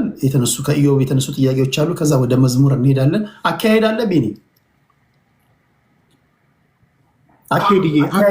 ኢንተራፕት እንዳናደርጋቸው ይሄ የእነሱ መድረክ ስለሆነ እሺ አካሄድ በመጀመሪያ ደረጃ ህገ መንግስቱን ማክበር ስላለብን ማለት ነው። ማንኛውም ሃይማኖታዊ ውቅር ያለው በሃይማኖት ደረጃ ከኦርቶዶክስ ውጭ ከዛ በፊት በአርብቶ አደሮች መጨረሻ ላይ ከዛ በፊት በሰላም ሚኒስቴር ፍቃድ ይወጣ ነበረ። በደንብ እንድትረዳኝ የምፈልገው ማለት ነው። ከዛ በኋላ ግን አሁን እኔ ፋክቱን ነው የምናገረው። ገብቶኛል። ቢኒ ሰጣሽ እሱን ያሳዩ። እኔ ደግሞ አካሄድ አይደለም ያሳዩን ምን ለዛ ነው ያሳዩን። እስኪ ፈቃዳቸውን ያሳዩ። አንድ ጊዜ እኔ ኮንትሮል አድርጓለሁ። ሮሙን ችግር የለውም። አካሄድ እንዳልኳችሁ አጸያፊ ንግግሮች ከተናገሩ፣ ዘለፋዎች፣ ማንቋሸሾች ከሆኑ አስቆምልን ለማለት ነው። በተረፈ ለተጠየቁ ጥያቄዎች እነሱ አጣሞ የሚመልሱ ቀጥ አድርጎ የሚመልሱ ፈራጅ ህዝብ ነው። ያን ለህዝብ እንተዋለን። አካሄድ ስትሉ ለዚህ ብቻ ይሁን። በተረፈ መድረኩ የነሱ ስለሆነ የነሱ መድረክ ነው። ጥያቄ ተጠይቋችኋላችሁ፣ ፍርዱን ለህዝብ እንተዋለን። ከዛ መጨረሻ ላይ ደግሞ እናንተ ትላላችሁ። ችግር የለውም። እሺ መሪጌታ ቀደም ሲል ያነሳሁትንም ጥያቄ አካተው ከኢዮብ የተነሳውንም ጥያቄ አብሮ ይመልሱልን። እሺ አመሰግናለሁ። ሌሎቻችሁ ኢዮብም እንዲሁ ትቀጥላል። ከዛ ወደ መዝሙረ እንሄዳለን። እሺ ከመንግስት ፈቃድ ስናወጣ መንግስት ማንኛውንም እንቅስቃሴ አካሄዱንና ዓላማውን ለማወቅ ቁጥጥርም ለማድረግ ትንኮሳም እንዳይፈጠር ግጭት እንዳይፈጠር ክትትል ለማድረግ ፈቃድ ይሰጣል። በፈቃዱ ደግሞ ይቆጣጠራል። አላስፈላጊ ሆኖ ከተገኘ ሊዘጋም ሊከሰስም ይችላል። ስለዚህ እኛ ግን በሰላም ሚኒስቴር ነው ፈቃዳችን። ከሌላ ቦታ በካውንስልም ሆነ በአብያተ ክርስቲያናት ህብረት የምናውቀው ነገር የለም። በጊዜው ፈቃድ በሚሰጠው አካል በሰላም ሚኒስቴር ፈቃዳችንን አወጣን። አሁንም በየዓመቱ ፈቃዳችን የሚታደሰው በሰላም ሚኒስቴር ነው። ሌላ የምናውቀው ተቋም የለም። ይህንን ፈቃድ ያወጣ ነው እኛ ራሳችን። የራሳችን መመስረቻ ጽሑፍ አለን፣ መተዳደሪያ ደንብ አለን። ዓላማችን በኢትዮጵያ ኦርቶዶክስ ተዋሕዶ ቤተክርስቲያን በግፍ የተባረርንን ቤተክርስቲያኒቱ ጥያቄያችንን ተቀብላ ቦታ እስክትሰጠን ድረስ ጥያቄ እያቀረብን የምንቆይበት ነው። መንግስት ይሄንን እንዲያውቅልን ብለን ነው ከመንግስት ፈቃድ የተቀበል ነው። ስለዚህ እኛ ፈቃድ ስናወጣ የሆነ ቸርች ለመሆን እገሌ ቸርች ለመባል አይደለም፣ ሚኒስትሪ ነው አገልግሎታችን። ዝም ብሎ በተለምዶ ቤተክርስቲያን ምናምን የሚል ስም ሊሰጠው ይችላል እንጂ ተሐድሶ ሚኒስትሪ ነው። ሚኒስትሪ ማለት ደግሞ ቸርች አይደለም፣ አገልግሎት ነው። ያቀረበው ጥያቄ እኛ ለእንባ ጠባቂም ለሰብአዊ መብትም ለመንግስትም ቤተክርስቲያኒቱ በጊዜ እኛን መቀበል ካቃታት የሚመለከተው ሌላ አካል ደግሞ እስከ መቼ በደጅ ወድቀን እንኖራለን? ቤተክርስቲያኒቱ እንድትቀበልን በእናንተ በኩልም ደግሞ ልዩ ክትትልና ድጋፍ ይደረግልን እያል ለመንግስትም ጥያቄ እያቀረብን ነው። እኛ መንግስት በሚያገበው ጉዳይ ሊያግባባ በሚችለው ልክ ሁለቱ ሲኖዶሱን እንዳስታረቀ ሊያስታርቅ በሚችልበት ክፍተት ገብቶ ሊያነጋግርና የእነዚህ ሰዎች ጥያቄና ጩኸት ምንድን ነው ብሎ ጥያቄያችን በቤተ ክርስቲያኒቱ ተቀባይነት እንዲያገኝ የሚያደርግበት መንገድ አለ። እስካሁን ድረስ ግን መንግስት ምንም ያለው ነገር የለም። እኛም እየጠበቅን ነው። በተረፈ እኛ ከወንጌላውያን ጋር እንዲያው ካውንስሉ ፈቃድ ቢሰጠን እንኳን እንድንንቀሳቀስ መብት እንዲኖረን የታል ፈቃዳችሁ እያለ የአካባቢ ይሄ ሰላም አስከባሪ ይሁን ደህንነት እየመጡ ምንድናችሁ እናንተ ቢሉን ያን ፈቃድ ለማሳየት ያህል የምንጠቀመው ይሆናል እንጂ የነዚያ አባልነን የነዚያ ጥገኛን እንወቁድ ከዛሬ ጀምሮ እንደነሱ ሆነናል የምንልበት አይደለም። ይሄ መታወቅ አለበት። ቤተክርስቲያኒቱማ ከጉያዋ ደብድባ ሰባብራ አውጥታ ጥላናለች። እንዴት በቤተክርስቲያን ውስጥ ሆነን ይህን ጥያቄ እናቀርባለን? አሁንም ቢሆን እኮ በቤተክርስቲያን ውስጥ የነጽጌ ጥያቄ ትክክል ነው የሚል ካለ እኮ ተደብድቦ የሚባረር እንጂ ትክክል ነው የሚል የለም። አሁንም የምናቀርበውን ጥያቄ በማጣመም እየሞገቱበት ነው ያለ። ስለዚህ የእኛን ጥያቄ የምትቀበልበት አቅሟ ገና ነው። እኛ ደግሞ አቅም እስክታገኝ ድረስ ከመጠየቅ ወደኋላ አንልም እና በፍትህ ሚኒስቴር ያቀረብነው የምንቀሳቀስበት ፈቃድ ነው። በሌላ በኩል ምንም የምናውቀው ነገር የለም። ወደ ወንድማችን ጥያቄ ስሄድ እኔ በመዘገብሁትኝ ጥያቄ ወደ የት እንመለስ፣ ወደ ቤተ ክርስቲያን ወደ ትክክለኛው ተመለሱ ስትሉ ወደ የትኛው እንመለስ የሚል ጥያቄ ተናግሯል። እኛ ወደ ቤተ ክርስቲያኒቱ ታሪክ እንመለስ ካል ፍሬምናጦስ ላይ የነበረ ጤናማ ምስረት አለ። የሐዋርያት አስተምሮ ጤናማ ትምህርት አለ። ጌታችን ያስተማረው አለ። መጽሐፍ ቅዱስ አለ። ወደ መጽሐፍ ቅዱስ ነው መመለስ ያለብን። ስለዚህ ከመጽሐፍ ቅዱስ ላይ ተመስርተን ነው የኢትዮጵያን ቤተክርስቲያን መከታተልና መዳኘት ያለብን። ፍሬምናጦስ እኮ በሕይወት እያለ መልካም ስራ ሰርቶ አልፏል። ከዚያ በኋላ ከፍሬምናጦስ ሞት ተከትሎ ግን ቤተክርስቲያኒቱ ውድቀትን ነው ስታስተናግድ የኖረችው። አንደኛ የግብፃውያን ጣልቃ ገብነት ነው ቀጥታ የገባው። ግብፃውያን ገቡ። ከዚያ በኋላ ግብፃውያን ለነሱ በሚመቻቸው አሰራር እኛን ረግጠው ያዙን እንጂ ቤተክርስቲያን ወይም ደግሞ ኢትዮጵያ ወንጌል ገብቷት የወንጌል አርበኛ ሆና ወንጌል እንድታገለግል ሰዎችን ደቀ መዛሙርትን እንድታፈራ አላደረጉልንም። ከዚያ በኋላ ቀጥሎ ደግሞ ወዲያው ሳይቆይ 9 መነኮሳት ነው የመጡት። 9 መነኮሳት ሲመጡ ቤተክርስቲያኒቱ 9 ቅዱሳን ነው የምትላቸው። እንደ ተሐድሶ ግን 9 መነኮሳት ነው የምንላቸው። ምክንያቱም በምንኩስና ጽድቅ ይገኛል። ጥሬ በልተህ በረሃ ወድቀህ ቆሽሸህ ቅማል በልቶህ ደክርተህ ነው የምትጸድቀው፣ ጽድቅ በቀላሉ አይገኝም ብለው ከክርስቶስ ቤዛነት ወደ ሰው ስራ ያወረዱ ሰዎች ስለሆኑ የነሱም የስተት አካሄድ አለበት የሚል ጥያቄ አለ። ከዚያ በኋላ የነ ዮዲት መነሳት ቤተክርስቲያኒቱን ጎድቷታል። 40 ዓመት ነው ዮዲት የቆየችው። በዚህ 40 ዓመት ብዙ የቤተክርስቲያን መጻሕፍት ተቃጥለዋል፣ እንዳልነበሩ ሆነዋል። ህዝቡ ሳይወድ በግድ የይሁዲነትን አስተምሮ እንዲቀበል ተገዷል።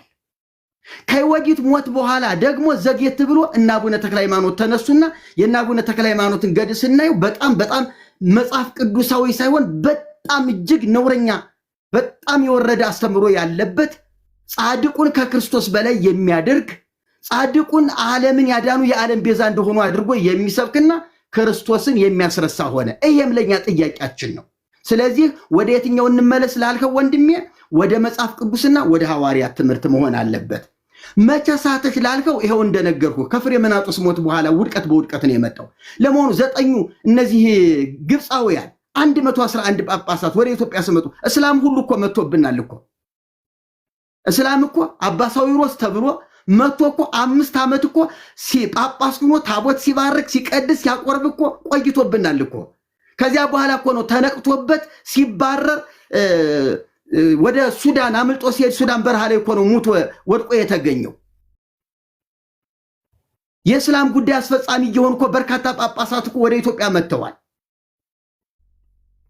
አንድ ትምህርት ቤት አልከፈቱልንም። ግብፃውያን 33 የእመቤታችን ባላት ራሳቸው ግብፅ የማያውቁት በአፄ ዘርዓ ያዕቆብ ዘመነ መንግስት ተተርጎመት እምነገር አረቢ ለሰባ ኢትዮጵያ ምንድነው እማረቢ በልሳነ ግዕዝ ተተርጎመት በመዋዕሊሁ ለንጉሥነ ዘርዓ ያዕቆብ ዘተሰሜ ቆስጠንጢኖስ።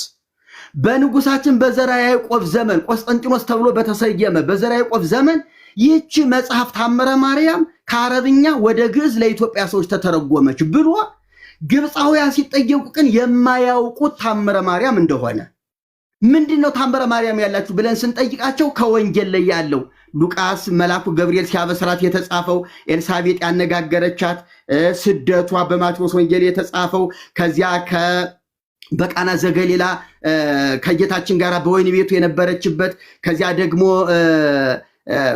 እንትን ቀራንዮ ላይ ከጌታ ስቅለት የነበረችበት ከዚያ ከሐዋርያት ጋር በጸሎት የሐዋርያት ሥራ ምዕራፍ 1 ላይ የነበረችበት እነዚያ የእመቤታችን የነበረችባቸው ተለቃቅመው የእመቤታችን ጌታ በሱ አድሮ ያደረገው ተአምር ተብሎ ተጽፏል እንጂ ይሄ 78 ነፍስ በልቶ በእመቤታችን አማላጅነት ዳነ የሚባል መሐመድ እርቃኑን ግመል ሚስቱ ጋራ ከሲኦል ወጥቶ ሰው ሁሉ ያየው እንደዚህ ተጋለጠ ተዋረደ የሚል ታምረ ማርያም ግብፅ ሀገር ውስጥ የለም ብለው እኮ የሳቁብን ሰዎች እኮ ናቸው።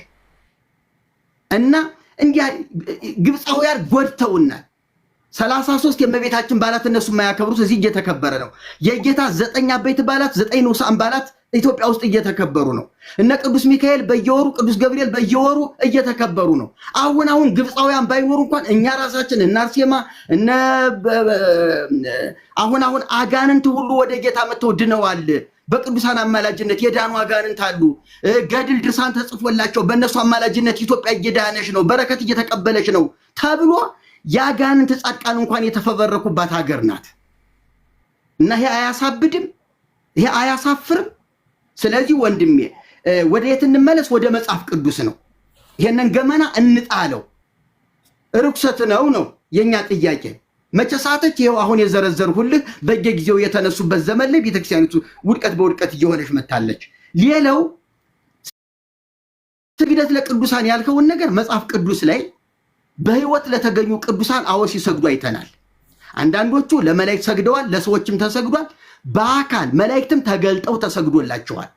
ሰዎችም አንዱ ለአንዱ ሲሰግድ በአካል እዚያው ፊት ለፊት ተገናኝተው ነው። እመቤታችን በፊታችን ከተገለጠች እንሰግዳለን። ቅዱሳን መላእክት በፊታችን ቢገለጡ እንሰግዳለን።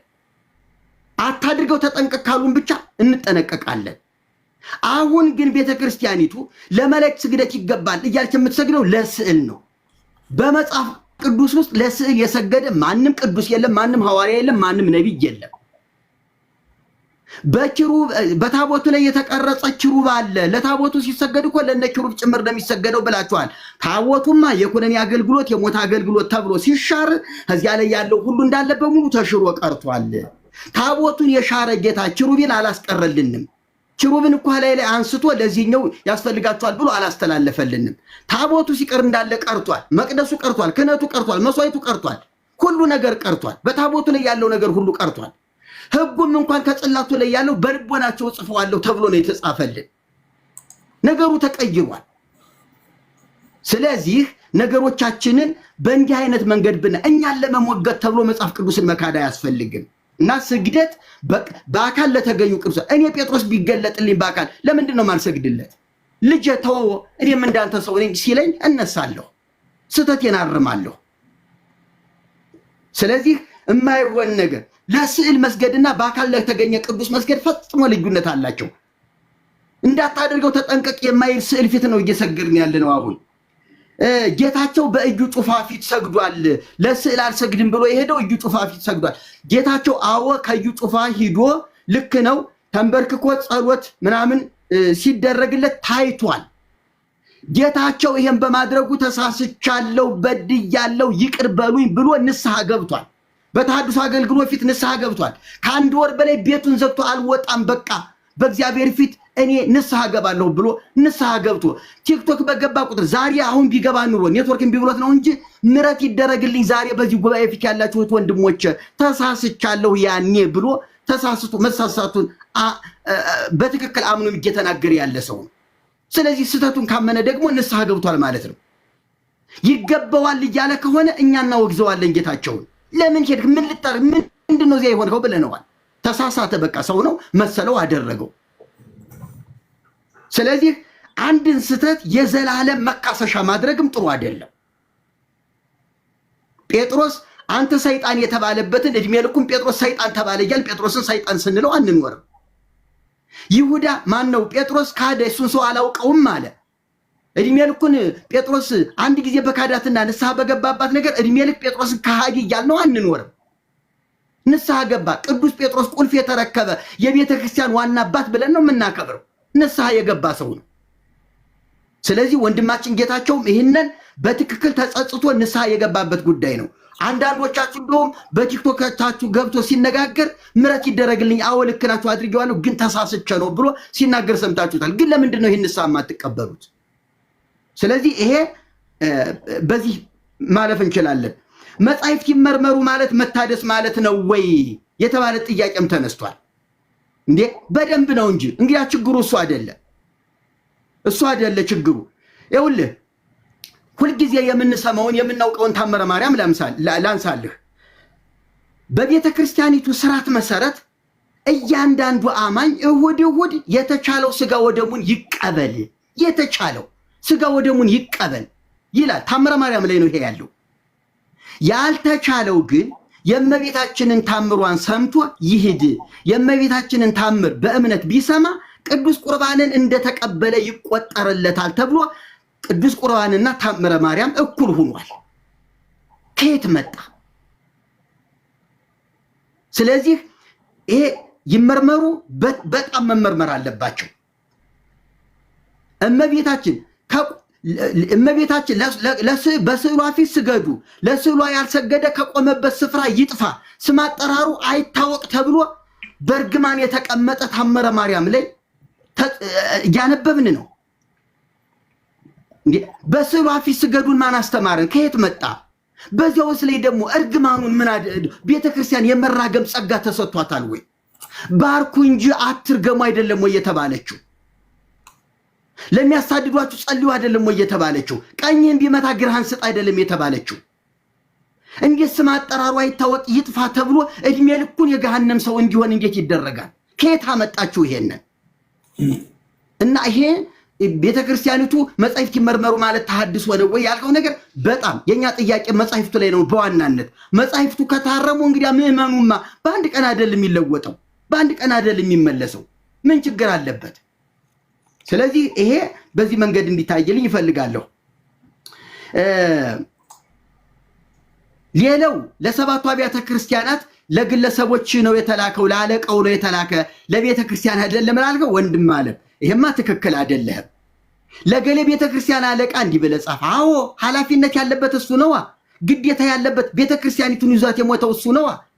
ግን እኮ ሙሉ ክፍሉን ስታነበው ቤተ ክርስቲያኒቱ ናት አብራ የወደቀችው። አለቃው ሲዝል ቤተ ክርስቲያኒቱ ትዝላለች። አለቃው ሲወድቅ አብራ ነው የምትወድቀው። የበለዓም ትምህርት፣ የኤልዛቤል ግልሙትና፣ የኒቆላውያን የጥንቆላ ትምህርት ያ ሁሉ ቤተ ክርስቲያን ውስጥ ነው የገባው። ንስሐ ግባ አለበለዚያ አመጣብሃለሁ ሲባል እኮ ግለሰቡ ብቻ አይደለም ቤተክርስቲያኒቱ እንደወደቀች ትቅር ማለት አይደለም። ቤተክርስቲያኒቱም ጭምር አብራ ተጠያቂ ሆናለች። እመጣብሃለሁ ይሄን ባታደርግ ንስሐ ባትገባ አለበለዚያ መቅረዙን ወስድብሃለሁ ነው ያለ ጌታችን። ስለዚህ መቅረዙ የሚወሰደው እኮ ከቤተክርስቲያን ነው። ጸጋው እኮ ነው የሚወሰድባት። እና ይሄም በዚህ መንገድ እንዲታይ እንጂ ለአለቃው ብቻ ነው ቤተክርስቲያን አልሳተችም የምትለው ነገር በጣም የተሳሳተ አካሄድ ነውና ብትጠነቀቅበት ጥሩ ነው። ሌላው ኤፌሶን ላይ የጠቀስከው የፊት መጨማደድ ሳይኖርባት ልክ ነው። ጌታችን ኢየሱስ ክርስቶስ እኮ በደሙ ቀድሶ ራሱን ሰጥቶ አክብሮ እንዲህ አይነት ነውር እንዳይኖርባት አድርጓታል። በመንፈስ ቅዱስ ሸላልሟታል። ይሄንን ጸጋ ሰጥቶ ደግሞ ዳግም እስኪመጣ ድረስ በዚያ ጸጋ እንድትጠብቀው ሙሽሪት አድርጓት ሂዷል። ይህንን ጸጋዋን አጉድላ ብትገኝ ግን ቤተክርስቲያን ቅጣት ይጠብቃታል። እንደ ተዘጋጅተሽ ጠብቅኝ እንዳላት መንፈስ ቅዱስ እኮ አንድ ባል ወይም እጮኛ ለሚያገባት ሚስት ጥሎሽ ሰጥቷት እንደሚሄደው ነው እኮ ጌታችን መንፈስ ቅዱስን እንቺ በዚህ አምረሽ ተውበሽ ጠብቅኝ እስክመጣ ድረስ በዚህ ተቀድሰሽ ጠብቅኝ የነውር ወይም የፊት መጨማደድ እንዳይኖርባት አድርጎ ቀድሶ የሚለው እኮ ልክ ነው። ነገር ግን ቤተክርስቲያን ከዚህ ትወጣለች እንዴ? እያየናት ብዙ ጉድ እያየን አይደል? ወንድም አለ እንዴ መቃብር ቤዛ ነው። የአቡነ ተክለ ሃይማኖት መቃብር ቤዛ ነው። ቤዛ ተሰጠን ብላ የምታምን ቤተክርስቲያን እንዴት አልሳተችም ትለኛለህ? እና ይሄ ትክክል አይደለም። 10 ሚሊዮን መሄዱ ምንም አይደለም ይሄድ ብለህ አንተ ቀላል አድርገዋል እንዴ? ያን በአንድ ነፍስ መዳን እኮ በሰማይ መላእክት ታላቅ ደስታ ይደረጋል። በአንድ ነፍስ መዳን፣ በአንድ ሰው ንስሐ መግባት እንዴት 10 ሚሊዮን የትም ይሄድ ምንም ችግር የለም ትላለህ? አሁን እኮ ፕሮቴስታንቱ 40 ሚሊዮን ገብቷል እኮ። ኦርቶዶክስ እኮ 40 ሚሊዮን ከሄደ እኮ 70 ሚሊዮን ኦርቶዶክስ እኮ አሁን እኮ ወደ 30 ሚሊዮን እየወረደ ነው ማለት ነው በትክክል ከተቆጠረ። ጥያቄው እሱን ለማስተካከል ያህል 10 ሚሊዮን ቢወጡ እናንተን ትክክለኛ ያደርጋችኋል ወይ ነው? ቴዲ አካሄድ ሀሳብ ላቅርብ። አካሄድ እሺ፣ ማን ነው አካሄድ ያለው? እኔ ነኝ ያልኩት። ቴዲ አንደኛ የሁሉ ሰዓት ተቀምጠን አንድም የተሐድሶ ትምህርት አልተነገረንም። አንድም እስካሁን ከቅድም ጀምሮ አንተም ለመንክ እኛም ጠየቅን። ምንም በቃ ቤተክርስቲያኗ ብቻ ነው ሀሜት የተያዘው እና መቼ ነው የተሐድሶ ትምህርት የሚነገረን? በጥምቀት ላይ፣ በቁርባን ላይ፣ በነገረ ትንሣኤ ላይ እነዚህ ሁሉ መቼ ነው የሚነገረው? በጣም ረጅም ሰዓት ተቀመጥን። ዛሬ መናገር አንችልም ይሆናል እና ወይ ታይም ሊሚት ቢሰጥና ብዙ የተዋሹ ውሸቶችም ስላሉ እሱን ማሳየት ስለምፈልግ ታይም ሊሚት ቢሰጠን። ቴዲ እሺ፣ አስቀድሜ እንዳልኩት ከረጅም ጊዜ በፊት በተደጋጋሚ ልክ ሌሎች እናንተ እንደጠይቃችሁ ጠይቀውኝ ነው መድረክ የከፈትኩላቸው። የእነሱ መድረክ ነው። እናንተ ጥያቄ ተጠይቁና ህዝብ የታዘበ ነው። ግማሹ እየመለሱ ነው፣ ግማሹ እየመለሱ አይደለም ይላል እና ፍርዱን ለህዝብ እንተው። እኔም በተደጋጋሚ ጠይቅ ያለው ስለዚህ ተመልሷል አልተመለሰም እያለ ስለሆነ ይሄ በተለያዩ ሚዲያዎች ላይ ፖስት የሚደረግ ስለሆነ ህዝብ ምን ተጠየቀ ምን ተመለሰ የሚለውን ይፈርዳል። ኢንድ ሪዘልቱ ምንድን ነው? ነፍሳትን ማዳን ነው አይደል? እነዚህ የሚድኑ ነፍሳቶች ደግሞ ግራ ቀኙን አይተው አላምጠውጠው ትክክለኛ የሆነውን ቀና የሆነውን ይመርጣሉ። ስለዚህ ለህዝብ እንተው። ጥያቄው እዮብ የጠየቀው ግን ከሰዓት ጋር በተያያዘ በተቻለ መጠን ከሰዓት ጋር በተያያዘ ሰዓት መጠን አድርጋችሁ ተጠቀሙና እኔም እየመሸብኝ ስለሆነ ጥያቄ ሌሎችም እንዲጠይቁ 3 ሰዎች ይቀራሉ። የእነሱን ጥያቄዎች መስማት ስላለብን ሰዓት ምጥን እያለን ብንጠቀም ለማለት ያህል ነው። ለማስተካከል ያህል 10 ሚሊዮን ቢወጣ እናንተን ትክክለኛ ያደርጋችኋል ወይ? ምናልባት እነዚህ 10 ሚሊዮን ሰዎች የተለያየ እምነት ውስጥ ገብቶ ሊሆን ይችላል። ዋናው ግን እናንተን እነሱ 10 ሚሊዮኖች መውጣታቸው 10ም 20 ሚሊዮን መውጣታቸው እናንተን ትክክለኛ እምነት ወይም ደግሞ ትክክለኛ ሰዎች ያደርጋችኋል ወይ ነው የሚለው ጥያቄውና ይህንን አያይዘው እንዲመልሱ ለማለት ያህል ነው። እሺ ሌላ ማነው አካሄድ ያለው? ይሁዳ ነው የመጨረሻ ጥያቄም ነው የመጨረሻ መልስም ነው። ከዛ በኋላ ለሚነሱ ጥያቄዎች ወንድሞቼ ደግሞ ይመልሳሉ። 10 ሚሊዮን ህዝብ ቢወጣ እናንተን ትክክለኛ ያደርጋችኋል ወይ የሚል ልክ ነህ። እንደሱ አይነት ሀሳብ ነው የተናገረው። ግን በግማሽ ያደርገናል። የፕሮቴስታንቱ አገልግሎትም ወስዷቸዋል። የኛ ብቻ ጩኸት ነው የኛ ብቻ ማንቃት ነው የወሰደው ብለን አናምንም። ተሐድሶ ከመነሳቱ በፊትም ፕሮቴስታንት በጣም የወሰደው ህዝብ አለ። ነገር ግን ራሷ ቤተክርስቲያኒቱ መግለጫ ስታወጣ የተሐድሶ ንቅናቄ የጻፍናቸው መጽሐፎች፣ ጋዜጦች፣ ሲዲዎች፣ የተለያዩ ምስክርነቶች ህዝቡን አነቃቅተዋል። ጥያቄ ተጠይቋል። ስለዚህ ወይ መልስ ስጡን አለበለዚያም እኛ ከተሐድሶ ጎራ እንቀላቀላለን የሚል የህዝብ ማዕበል ተነስቷል። ስለዚህ እኛን ትክክለኛም አድርጎናል ብለን እናምናለን። የኛ ትምህርት ትክክለኛ ግቡል መጥቷል። ወደ ፕሮቴስታንት መሄዱ ለጊዜው እኛ መሰብሰቢያ ቦታ ስላጣን ከዚህ አዳራሽ ነው ያለነው ኑ ከኛ ጋር አምልኩ ማለት ስላልቻል ድሆች ስለሆንና በየመጠለያው ተጠግተን ስለነበር እኛን ያጡ ሁሉ እውነት ሲገባቸው ፕሮቴስታንቱ ትክክል ነው በማለት ወደዚያ ሄደዋል። እናዝናለን እኛ ያገለገልናቸው ሰዎች ወደዛ በመሄዳቸው። ነገር ግን አሁንም ቢሆን እግዚአብሔር ይመስገን ፕሮቴስታንቶች ጋር ከገቡ እንዴት እናንተን ትክክል ያደርጋችኋል? አንድ ጥያቄ ነው የሚቀሩት። ማለት ምንድነው ነጥቤ? እነዚህ 10 ሚሊዮኖች ከኢትዮጵያ ኦርቶዶክስ ተዋሕዶ ቤተክርስቲያን ወጥተው ወደ ፕሮቴስታንት የሄዱት እናንተ እስክንቋቋም ቤት እስክናገኝ ባደራ እናንተ ጋር ይቀመጡልን ብላችሁ ነው?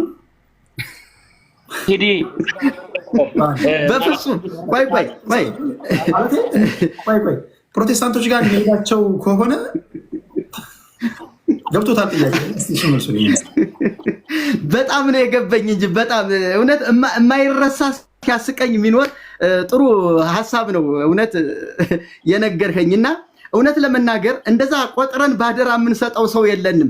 ሲጀመር ሲሄዱም እኛ እናውቃቸውን ከቤታቸው ወጥተው ነው ወደዛ የእኛን ትምህርት ይሰማሉ፣ ጥያቄ ይፈጥርባቸዋል፣ ቤተክርስቲያኒቱን ይጠይቃሉ፣ መልስ ያጣሉ። በአቅራቢያቸው ወዳለ ፕሮቴስታንት ነው የሚገቡት። ይሄ ነው ችግሩ እንጂ እኮ ወደኛ ደውለው እኛን አማክረውማ ቢሆን ኑሮ አትውጡ፣ እዚያው ጠብቁ፣ ግድ የላችሁም እኛም የምንመጣበት ጊዜ እየተቃረበ ነው፣ እዚያው ጠይቁ፣ ጥያቄ አቅርቡ። ጥያቄያችሁ መልስ ሲያጣና ውጡ ስትባሉ ብቻ ከኛ ጋር እንነጋገራለን እያልን እኮ ብዙ ያስቀመጥነው ህዝብ እኮ አለ። አሁንማ እኛም እግዚአብሔር ይመስገን ብዙ ሰው እያስቀመጥን ነው። እዚያው አትውጡ፣ እዚያው ዋጋ ክፈሉ፣ እዚያው ጠብቁን እንመጣለን እያልናቸው ብዙ ህዝብ አስቀምጠናል።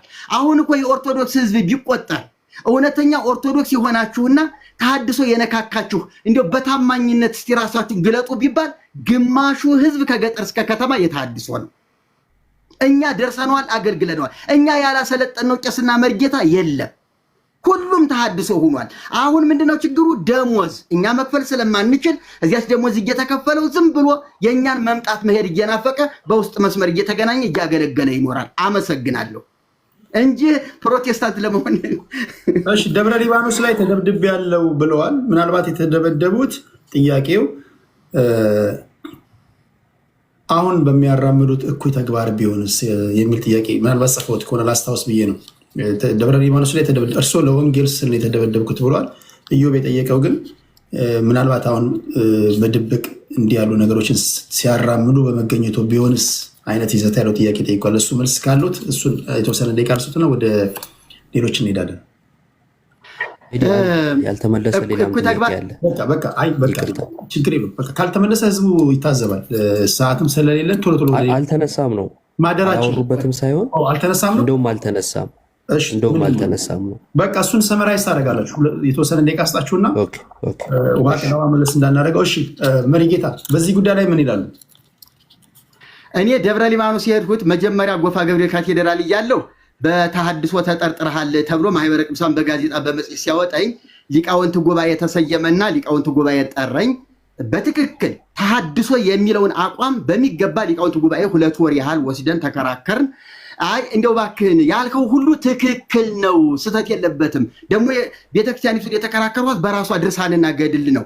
ያማልዳል የሚል አለ፣ ያስታርቃል ጠበቃ ነው የሚል አለ፣ ቅዱሳን ያማልዱም የሚል ከየገድላቱ በግዕዝ በአማርኛ ሃይማኖት አበው መጽሐፍ ስላለ የነጋል መጽሐፍ ማንበብ ይቻላል። የነጋል መጽሐፍ ላይ ሁሉን መስክሬበታለሁኝ። የሊቃውንት ጉባኤውን እና የኔን ክርክር፣ የሲኖዶሱና የኔን ክርክር እዚያ ላይ ያስቀምጫለሁ። ምናልባት ስፒሪቹዋል አማሪክ ቡክስ ብላችሁ ብትገቡ ጎግል ላይ የነጋል መጽሐፍንም ታገኙታላችሁ። ከዚያ ላይ የሊቃውንት ጉባኤውና የሲኖዶሱ ጉዳይ እዚያ ላይ በደንብ ተገልጧል። ሲኖዶሱ መጨረሻ ላይ ተናግሬ ጨርሼ አውግዙኝ እንጂ አቋሜን አልቀይርም ብያቸው እና አቡነ ገብርኤል እና አቡነ አብርሃም በዚያን ጊዜ የነበሩት የአሁኑ አቡነ አብርሃም አይደሉም። በዚያን ጊዜ የነበሩት እና አቡነ አብርሃም እና አቡነ ገብርኤል ልጄ እኔ እንኳን አሉ አቡነ ገብርኤል 3 ጊዜ ተሳስተሃል ተብዬ ተወግዤ ንስሐ ገብቻለሁ። ምን አለ አንተስ ልጅ አይደለህ? ቤተክርስቲያኒቱን እኮ ታገለግላታለህ። እንዲሁ ዝም ብለህ እባክህን እና ልጄ እንደው ብለው አስገድደው የጳጳሳት ስም የተነሳ የተቋም ስም የተነሳ የሲኖዶስ ስም የተነሳ ስለሆነ ማስረጃ መብቴ ነው። በወቅቱ አባቶች የመከሩኝን ያነጋገሩኝን አባቶች ማንሳት ቢጠየቁ ማስረጃ አሉት። ማስረጃ ነው የሚሉት። ማስረጃ ማቅረብ ይችላሉ። በሚገባ ማስረጃ አለኝ። በሚገባ ጳጳሳቱ የተፈራረሙበት ደብዳቤ እንኳን እቤቴ ነው እንጂ አሁን ሌላ ቦታ ሁኜ ነው ማነጋገር እንጂ ማስረጃው አለኝ። እያንዳንዱ ጳጳስ 35 ጳጳሳት የፈረመበት ማስረጃ አለኝ። እሺ ይነጋል መጽሐፍ ላይም ዘርዝሬዋለሁ ስማቸውን የጳጳሳቱን። እሺ ስለዚህ እኔ ሲኖዶሱ በእንደዚህ አይነት ሁኔታ ተጽዕኖ ሲያደርግ እሻልሁና ለመሆኑ ብናወግዝህ የት ትሄዳለህ ነው ያሉኝ። መጨረሻ ላይ አቡነ ጳውሎስ ብናወግዝህ ለመሆኑ የት ትሄዳለህ አሉኝ። አባታችን ብወገዝ የሊስትሮ ዕቃ ገዝቼ ከዚህ ቅድስት ማርያም ቤተክርስቲያን በር ላይ ከእናንተ መውጫ መግቢያ ተቀምጬ የእናንተን ጫማ እየጠረኩ በምትጥሉልኝ ሳንቲም ዳቦ እየገዛሁ እየበላሁ ይግባኝ ለክርስቶስ እያልኩ እኖራለሁ እንጂ የትም አልሄድም አልኳቸው። በዚህ ጊዜ አቡነ ጳውሎስ በጣም ልባቸው ተነካና ለመሆኑ ቅዱስ ጳውሎስ ከተሐድሶ እንዲጠራ ምን ቢደረግ ይሻላል ትላለህ ብለው ጠየቁኝ። ይህንን ይነጋል መጽሐፍ ላይ ነው እንግዲህ በህይወት ያሉ አባቶች እያሉ ነው ያን መጽሐፍ የጻፉት እኮ። ወንጀል ያለ አግባብ ስም አንስቼ ቢሆን እኮ ፍርድ ቤት የሚያቆመኝ ነገር እኮ ነው። ስለዚህ ወዲያውኑ ጳውሎስ ትምህርት ቤት ከተሐድሶ መናፍቃን እንዲጸዳ ቤተክርስቲያኒቱ የተሐድሶ መፍለጫ እየሆነች ነው፣ ይሄ የነገር እንዲስተካከል ምን ቢደረግ ይሻላል አሉኝ። አንድ ምሳሌ ብቻ ነው የነገርኳቸው። ይሄንን ተናግሬ ልጨርስ። ምንድነው ያልሁት? አንድ ስዕላዊ መግለጫ ነበር። ምናልባት ብዙዎች አሕዛብ ሊኖሩ ስለሚችሉ መናፍቅ ማለት ምን ማለት ነው? መናፍቅ ማለት ከፍሎ የሚያምን ሙሉ እምነት የሌለው ግማሽ የሚያምን ማለት ነው። ስለዚህ አንድ ላይ ስንወጣ እንወጣለን ተቀመጡ የጊዜ ጉዳይ ነው ያላችኋቸው ሰዎች የእናንተን መምጣት የሚጠባበቁ ከሆነ እነሱ መናፍቃን ሊባሉ ይችላሉ? እውነት ከገባቸውና በእውነት ላይ ተመስርተው ከቆሙ ቤተክርስቲያን ውስጥ መኖራቸው ምንም ችግር የለውም። ምክንያቱም ጌታችን ኢየሱስ ክርስቶስ በነበረበት ጊዜም እኮ እነ ዮሴፍ እና አርማትያስ ከአይሁድ ሸንጎ አብረው የሚውሉ ነበሩ። እነ ገማልያል እነ ኒቆዲሞስ እኮ ከአይሁድ ሸንጎ የሚውሉ ነበሩ። ግን እነዚህ በስውር የጌታ ደቀ መዛሙርት ነው የተባሉ እንጂ መናፍቃን አልተባሉ። እሺ ምንም ችግር የለውም። እሺ መሪጌታ እውነቱን መረዳቱ ነው ትክክለኛው። ግን የደብረ ሊባኖስን ታዲያ በዚህ መንገድ ልጨርስልህ። ደብረ ሊባኖስ በዚህ ሁኔታ 2 ደቂቃ ጨምር ይሉታል። እሺ አመሰግናለሁ። ደብረ ሊባኖስ በዚህ ሁኔታ በቃ የት ብትቆይ ይሻላል ተብዬ ፍልሰታ ጾም ላይ ደብረ ሊባኖስ የእንታ ገብረ ሕይወት አሉ።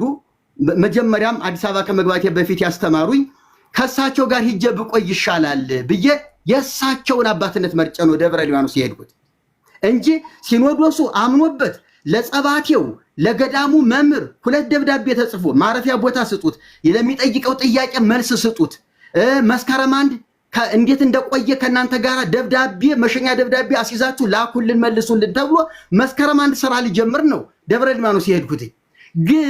ግን በሸንጎ ቢረታ ሚስቱን እቤት መታ እንደሚባለው መጀመሪያም ከሳሹ ማህበረ ቅዱሳን ነበረ። በሊቃውንት ጉባኤም ሆነ በሲኖዶስ ማህበረ ቅዱሳን መልስ ሲያጣ ሲረታ ጥሩ ቦታ ያገኘው ደብረ ሊባኖስ ነው። መናፍቁ ጽጌ አባታችን ተክለ ሃይማኖትን የተሳደበው መጣ። እዚህ ምን ሊሰራ ነው? እንዲያውም ያን ጊዜ ዘመቻ ፊልጶስ የሚባል የፕሮቴስታንት እንቅስቃሴ ነበረ። የአንድ ሰሞን የሆነ የወንጌል ምስክርነት የሚባል ያንን እንትን ምንድነው ያንን ሊያገለግል ያንን ሊመሰክር ነው የመጣ ተብዬ በእውነት ነው ምልህ ዱላ የያዘ በዱላ በድንጋይ በብረታ ብረት ቀጥቅጠው ገደሉኝ። ከዚያ በኋላ ሬሳ የተጥሎ ሳላውቅ አዲስ አበባ መጥቼ ሆስፒታል ተኝቼ 1 ወር በኋላ ነው ራሴን ያየሁት። ጭንቅላቴ ተፈረካክሶ ነበረ። አቡነ ጳውሎስ ናቸው በአስቸኳይ ሆስፒታል የትም ሆስፒታል ወስዳችሁ እንድታሳክሙት ብለው ቤተ ክህነት ወስደው ሲጥሉኝ አቡነ ጳውሎስ ናቸው ያሳከሙኝ። ስለዚህ ከዚያ በኋላ ሲሻለኝ ደብዳቤ ጽፌ መጥቼ ጉዳዩ እንዲታይልኝ ብዬ ሳመለክት አቡነ ቄርሎስ አይ ልጄ ዘገየህብኝ እኮ ብለው እንደገና ትንሽ አደከሙኝ። ከዚያ በኋላ ያው ሌሎች ስራ አስኪያጆች እየተተኩ እኔን ማጉላላት ጀመሩ። አረባካችሁን አታበሳጩኝ፣ አረባካችሁን ብዬ ብለምን መልስ ሊሰጡኝ አልቻሉም።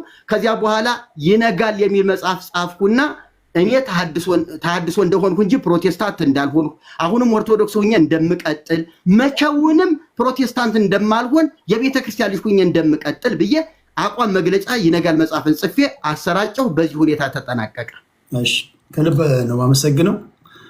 ምናልባት እሳቸው ባሉት ላይ 6 ደቂቃ የምትጨምሩት ነገር ካለ ለሀብታሙ ልስጥና ካልሆነ አሁን ምንድነው ማድረገው? አንድ ጊዜ ምንድነው ማድረገው?